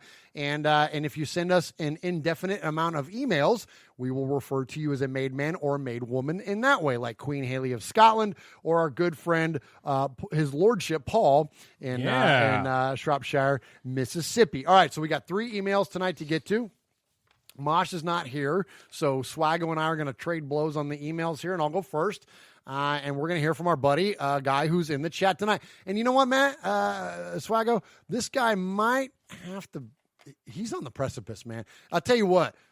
Pirate 1975 who's in the chat tonight. And with this, he's always in our chat. I love that dude. He's been hanging out with us since Mondays with Mikey and Murph. And he's emailed the show now a couple times. Send us one more. Next time you email the show, my friend, you're going to be a made man. Hell yeah, you will. Yeah, he deserves it. Don't you think it's time, Jeff? It's time. We hear from Pirate 1975 a lot, and he's been an awesome contributor to the crew, and so we will definitely want to honor you in that way. All right, so here we go. Proud made man, 2-time winner of the radio. Oh, dude. And this 2-time winner of the Raiders Fan Radio Sizzler Award. He's sizzled twice. Yeah. And a shot at the third. Hey, and by the way, too, let me tell you this. So now that it's the off season, we don't get near as many phone calls and emails. Now's your time to rack up sizzlers. You want to rack up sizzlers? This is a good time to do it. So, anyways, he says we finished 7-9. I'm not going to butter everyone's toast and say I'm real happy with it, but I guess it's progress. Now it's the off season, mock draft time, sporadic news time to reflect on what went wrong and what needs to happen to capture that ever elusive Lombardi Trophy next year. I'd like to once again address the car haters because it's fun. The one who believes Glennon would have gotten us to the least AFC. Wait, the ones who believe Glennon would have at least gotten us to the AFC Championship. My question is this: would you trade Derek Carr to the LA Chokers for a first rounder? Ooh, maybe 3 first-round picks with the amount of franchise quarterbacks that are in this year's draft. I think you might. Yes. I think you might. Because you take a $5 million cap hit, but then you get the benefits of having a $500,000 year quarterback. Where are they picking? Well, they got to be above us. So we're 12. And they finished. Where'd they finish? Behind us. I mean, way behind us? I don't know. I don't remember what their record was, but we were 3rd in the division, right? Okay, so you think probably second. No, shoot. No, second. We were 2nd, right? Yeah, we were 2nd. Yeah. So the Chargers were 3rd, and then the Broncos were Raider Roo says they pick 6. Damn, hell yeah, you do. Hell yeah, you take the 6 overall pick. Absolutely. You have 6, 12, and 19? Yeah, heck yeah, you okay. do. Thank you, Raider Roo, by the way. This is why we love the chat, because they're smarter than we are. Awesome stuff there. Yeah, I would definitely trade him for a 6th round. Yes. Yes. I mean, it's not going to happen, but. It ain't going to happen. But yes. You said no way. Well, no, we just said we would, because you would worry about him torching us year in and year out. No, I wouldn't. No, I wouldn't. No, I wouldn't. No. I got to believe that you believe that he's still very talented. Gotcha. Well, he's not talented. He's just not clutch. If you ever said yes, well, I'll keep my thoughts on your IQ to myself. He's practically the best quarterback we've ever had on paper. Agree. But I will stand by my following statement. I'm sure we're going to draft, require some talent this offseason. If he doesn't perform at the level we need to win 10 more in Vegas, yes, replace him. This year coming up should be his judgment year. Anyway, to close out, here are my top 10 things I'll do for the future if I were Mark Davis. All right, let me say this real quick. He doesn't perform at the level we need to win 10 or more games in Vegas. And here's the thing, Pirate 1975 and everybody else. We got to beat the Chiefs. Derek Carr's like 2-10 against the Chiefs. Yeah. You want to win the division? You want to have a win in the playoffs? You want to progress? You want to win the nation back? Yeah, you got to beat the freaking Chiefs, man. And the guy don't beat the Chiefs except when you get 5 chances at a touchdown pass within the 5-yard line because of a bunch of penalties, and you finally hit Michael Crabtree. Great play, but it took him 5 times to get it right. Like, Again, I'm not a hater, man. I'm not a car hater. I'm not a stan either. All I'm saying is that he lost the middle. I was in the middle, and now, like, something, we got to do something. I'm not saying run the guy out of town, but if you can trade him for a number one pick, probably. Like, if you can draft someone else to be his replacement and study underneath him, probably. If you can, sign somebody like a Jameis Winston or somebody else to back him up in case you run into challenges with him year one in Vegas, probably. Right? Yep. Like, I mean, these are right. Like, I'm not saying like run him out of town. Like, no, but you got to explore options. All right. I digress. Back to Pirate 1975 and his fantastic email. Top 10 things if he were Mark Davis. Take a walk. Oh my gosh. Number 10, take a walk down the hair products aisle at the grocery store and just consider a change. Fair? Yeah. Number 9, trade in the minivan for something a little more Vegas high roller. Number 8, on opening night, dress all stadium security personnel as stormtroopers. Oh, bruh. Dude. Yeah. You win in my heart here. That's a sizzler. I don't make the decision. I'm just saying. Swag's call. But that's money, dude. Number 7, tell Gruden absolutely not on bringing Phillip Rivers or Tom Brady in for a workout. Agree. Number 6, hang out with Robert Kraft on spa day and discover something completely new. Jeez.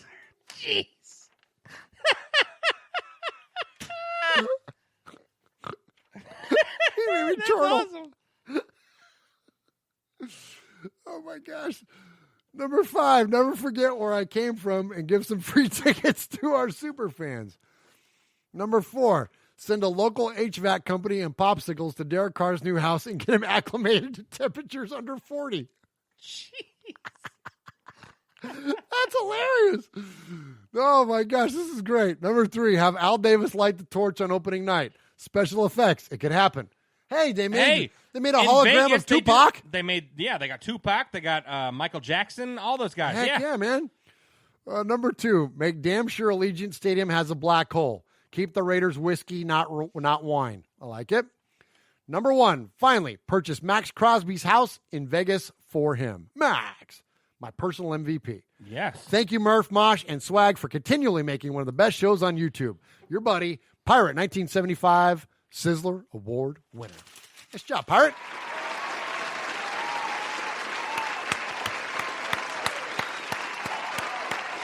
And that was one time winner. I said 2 earlier on. He only won it once.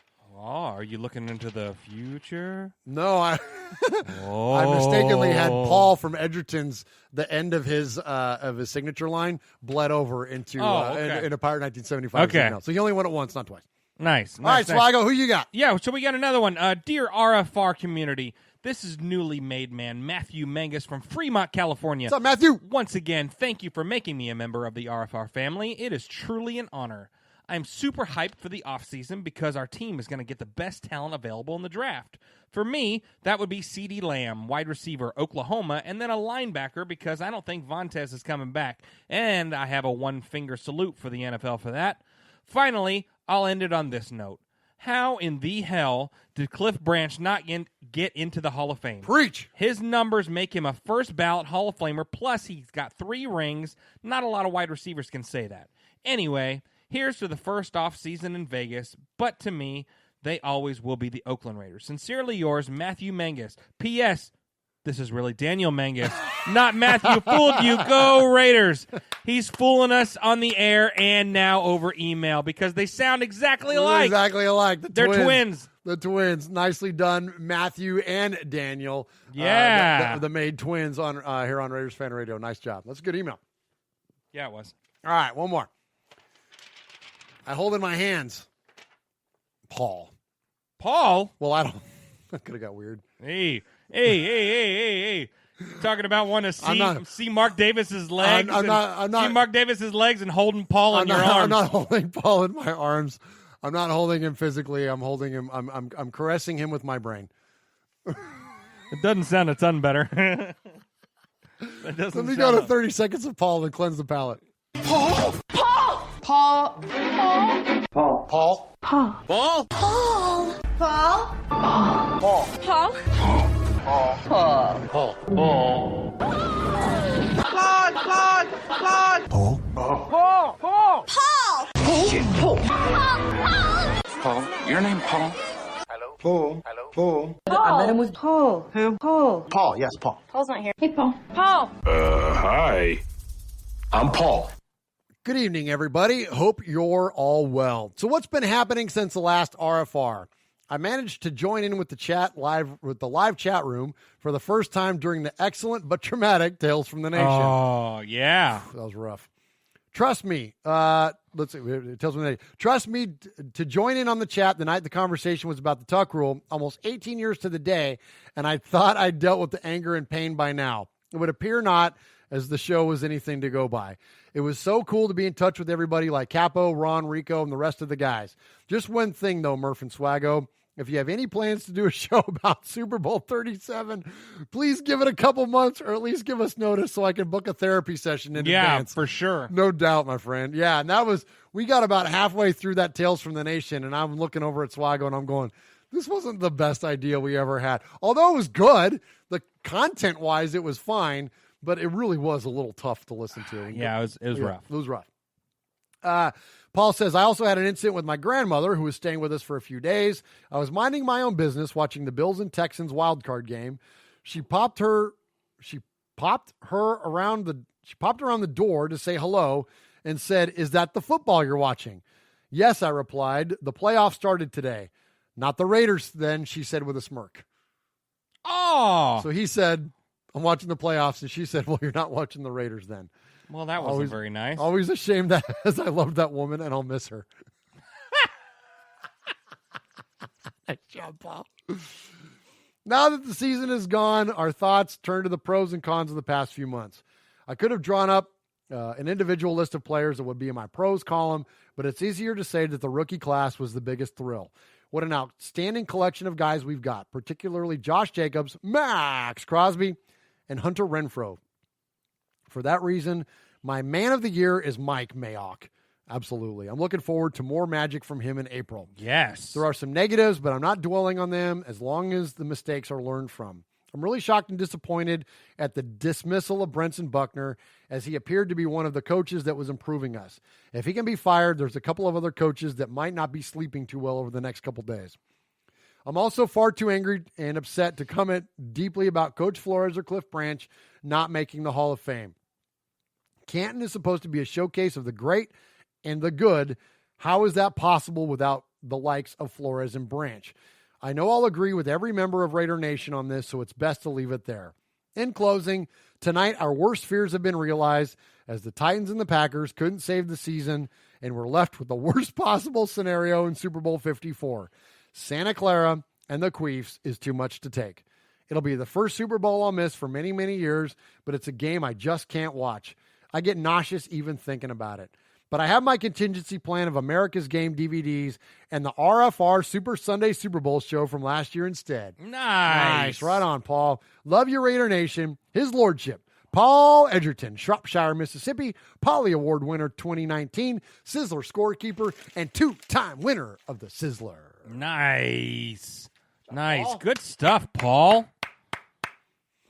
All right. Swaggo. Yes, sir.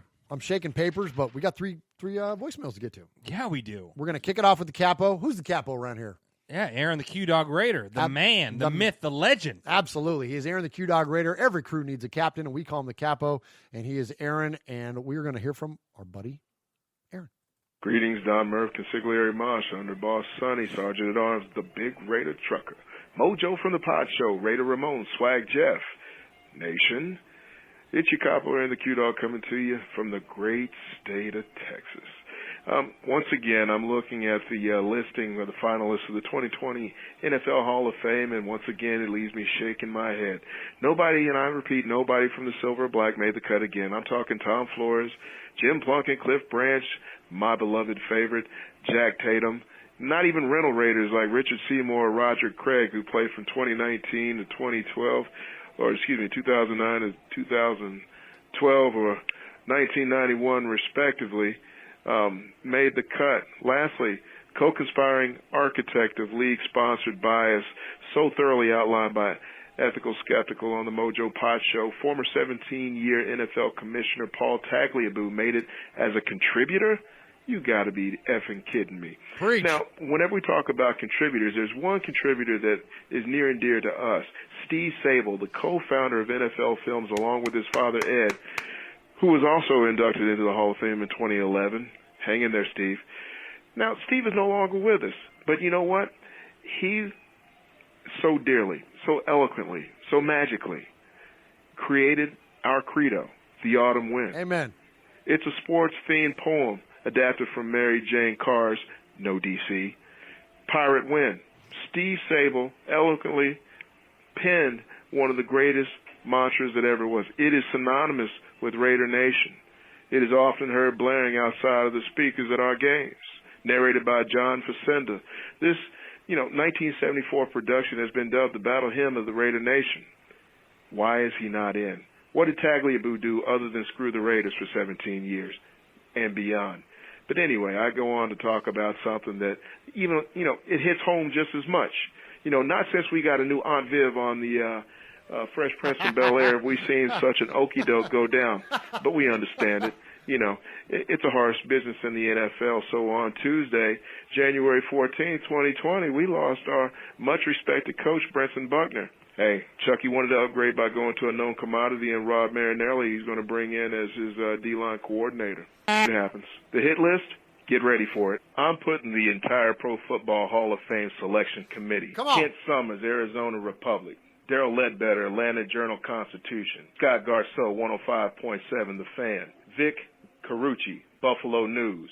Buffalo Mafia, get at 'em. Darren Gant, Pro Football Talk. Dan Pompey, The Athletic. Jeff Hobson, Bengals.com. Tony Grossi, ESPNCleveland.com. Rick Gosselin, Talk of Fame Network. Jeff Legwald, ESPN.com. Dave Burkett, Detroit Free Press. Pete Doherty, Green Bay Press Gazette. John McClain, Houston Chronicle. Mike Chappelle, Fox 59. Sam Cavaris, Florida Times Union. Therese Paler, Yahoo Sports. Eric Williams, ESPN.com. Howard Balzer, The Sports Exchange. Armando Salgora, Miami Herald. Mark Craig, The Minneapolis Star-Tribune.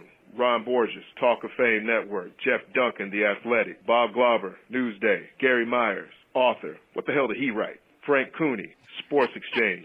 Paul Domovich, Philadelphia Daily News. Ed Bichette, The Athletic. Mario Mayako, NBC Sports Bay Area. Mike Sando, The Athletic. Ira Kaufman, JoeBucksFan.com. Paul Kaharski, ESPN.com. Larry Michael, Washington Redskins Broadcast Network. Kay Cabot, The Cleveland Plain Dealer. Jared Bell, USAtoday.com. John Clayton, ESPN Seattle. Jason Cole, Fansided.com. John Charnecki, Fox Sports. Dan Fouts, you know who he represents. Clark Judge, Talk of Fame Network and Yahoo Sports Radio. Peter King, NBC Sports. James Lofton, former Rental Raider, CBS Sports. Alex Marvez, SiriusXM, NFL Radio. Ira Miller, Sports Exchange.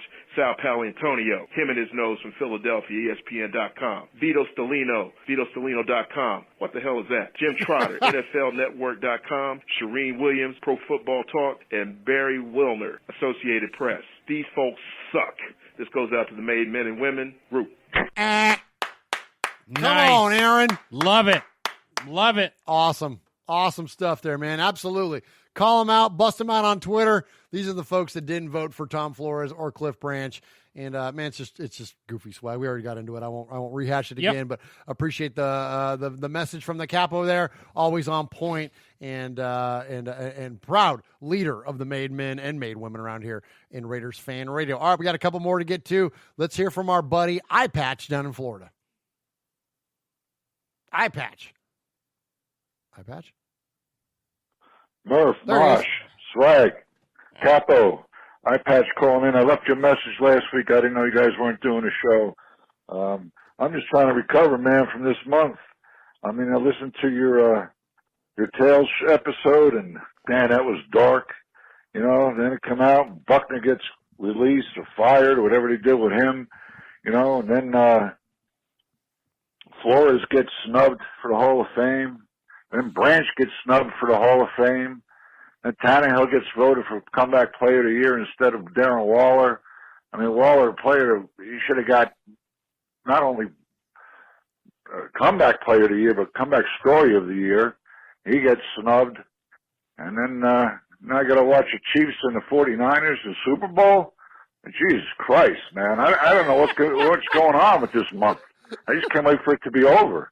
You know, you listen to Kermit the Frog and watch Andy Reid in that big stupid red jacket, whatever the hell he wears. And Mosh, let me tell you something. Don't follow him behind a donut stand because there ain't gonna be nothing left there, buddy.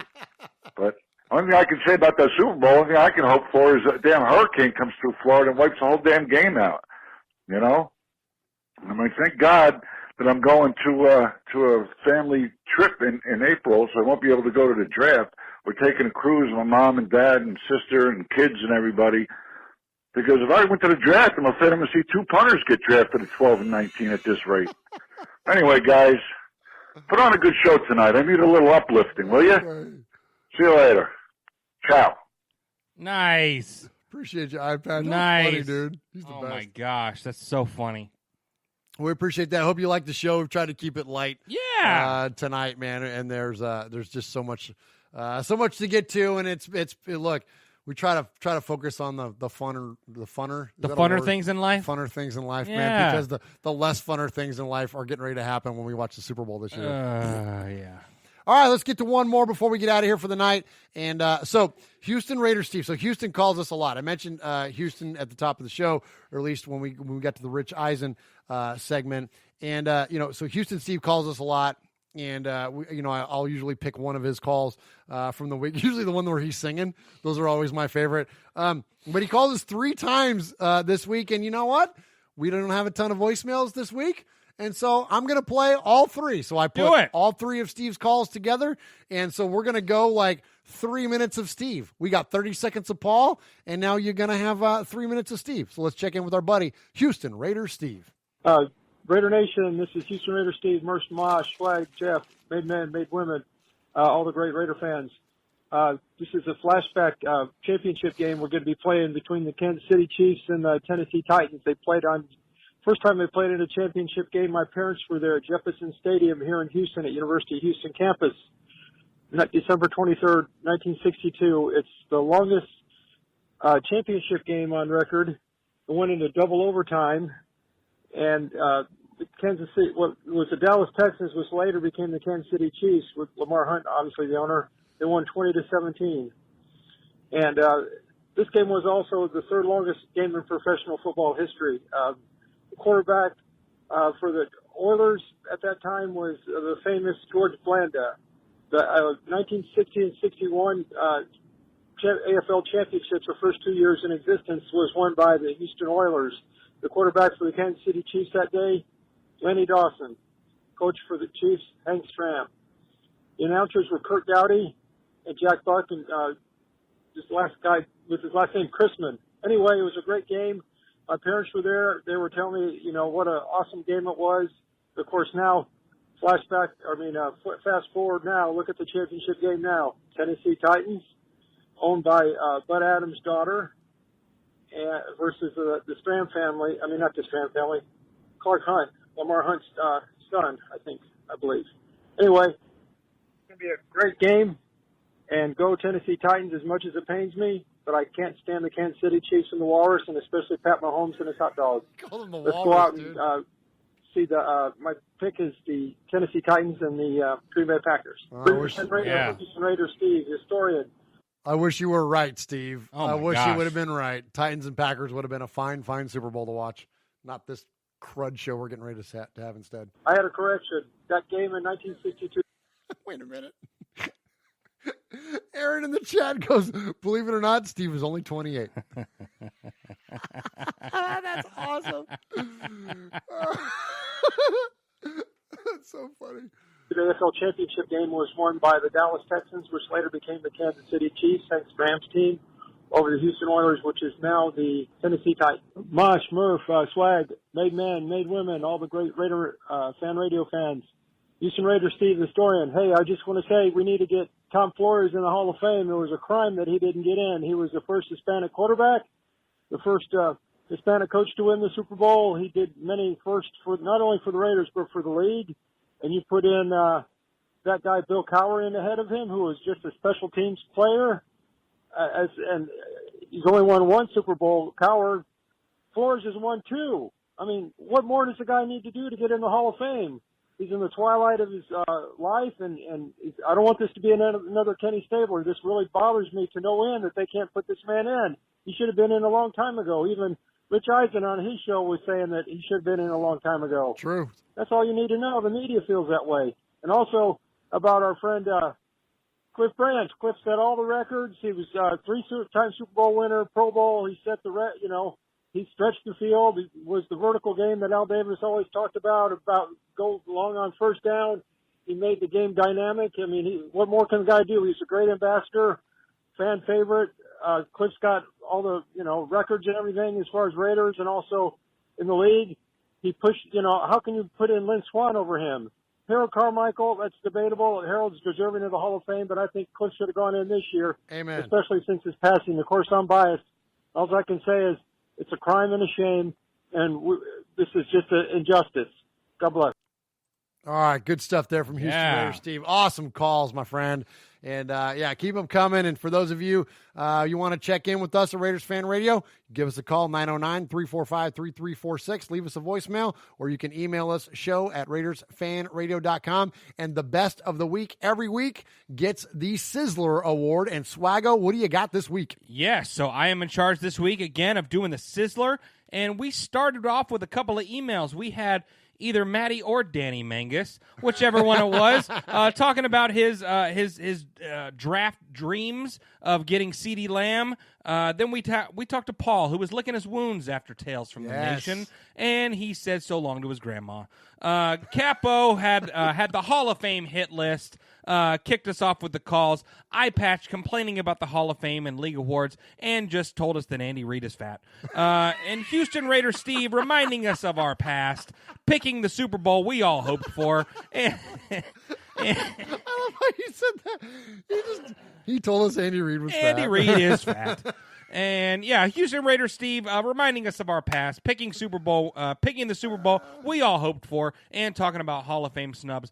But the Raiders Fan Radio Sizzler Award tonight goes to a man who buttered our toast, told us how we needed to fix things, talked about whether or not Carr is the guy, and his top 10 list the Sizzler Award goes to Pirate 1975. Right. Sizzler. Awesome. As Swaggo hits the Rogues Gallery there, we appreciate you, 1975, and congratulations on your Sizzler Award. We are Metallica, and we are here for your Oakland Raiders! You know why we out here, and we ain't playing around today. From The Walking Dead to errant Jedi Knights, Raiders fans are a Rogues Gallery.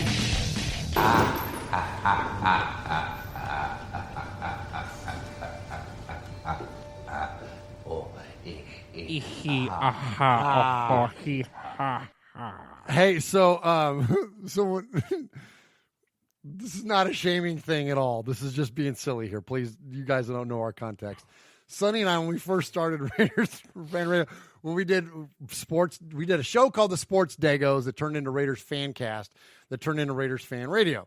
And it was because of people threatened us and all kinds of crazy stuff because of the name Fancast. Anyways, we used to have this segment called because everybody does stat of the week. You know what I mean? Or stat of the day or whatever. Stat of the day. Exactly. So we thought it would be funny to do fat of the week.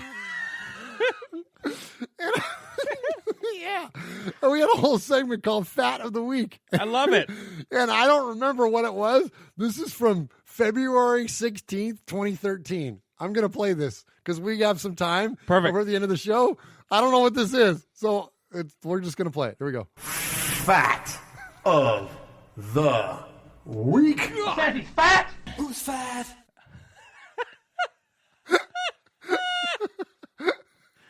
That was the segment.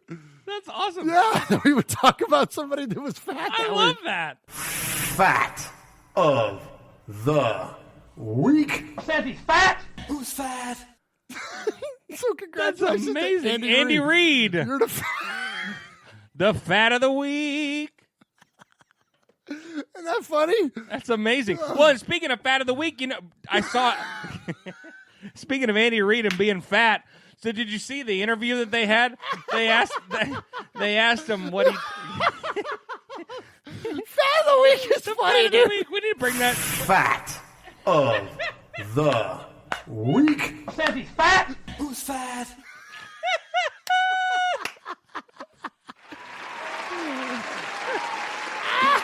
Hey, so congratulations to Andy Reid, the first annual Fat of the week. Says he's fat. Who's fat?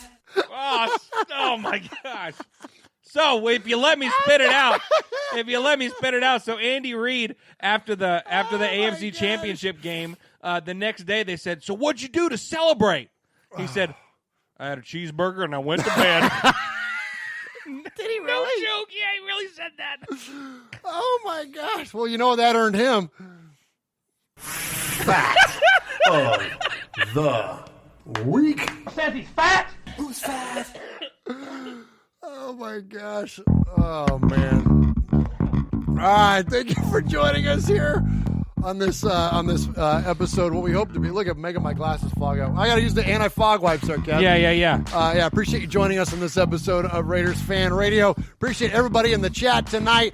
Before Swaggo shouts them out, I just want to thank you all for supporting us as you do each and every week. And just know this: we were going to miss you the next couple of weeks because we're going to redo the fan cave and some of the equipment. But we will be back. And in the meantime, we'll have some Tales from the Nation and some other things to shoot out at you. So definitely stay tuned to the channel. That's Murf's Fan Cave, MURFS Fan Cave, on any of your podcast services and here on the YouTube. Swaggo, what's going on in the chat room? And kick us home. We got everyone in here. We got Running Bear, Rick 4777V, Ron the Mater Raider, Matthew Mengus, Raider Roo, the Big Easy, Aaron the Q-Dog Raider, Hardcore Raider. We got the whole gang in here. Thank you so much for tuning in to another episode 156 of Raiders Fan Radio.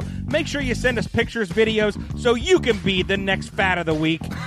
Just tune in. Thank you so much for everything that you do for us. We couldn't do this without you guys. We love you very much. And remember, Raiders Fan Radio, where we take a lighter side journey into the dark side. And remember, what happens in Vegas started in Oakland. Yeah, baby. Yeah, it did. Thank you very much, everybody. Good night. God bless. We love you. Good night, YouTube. Good night.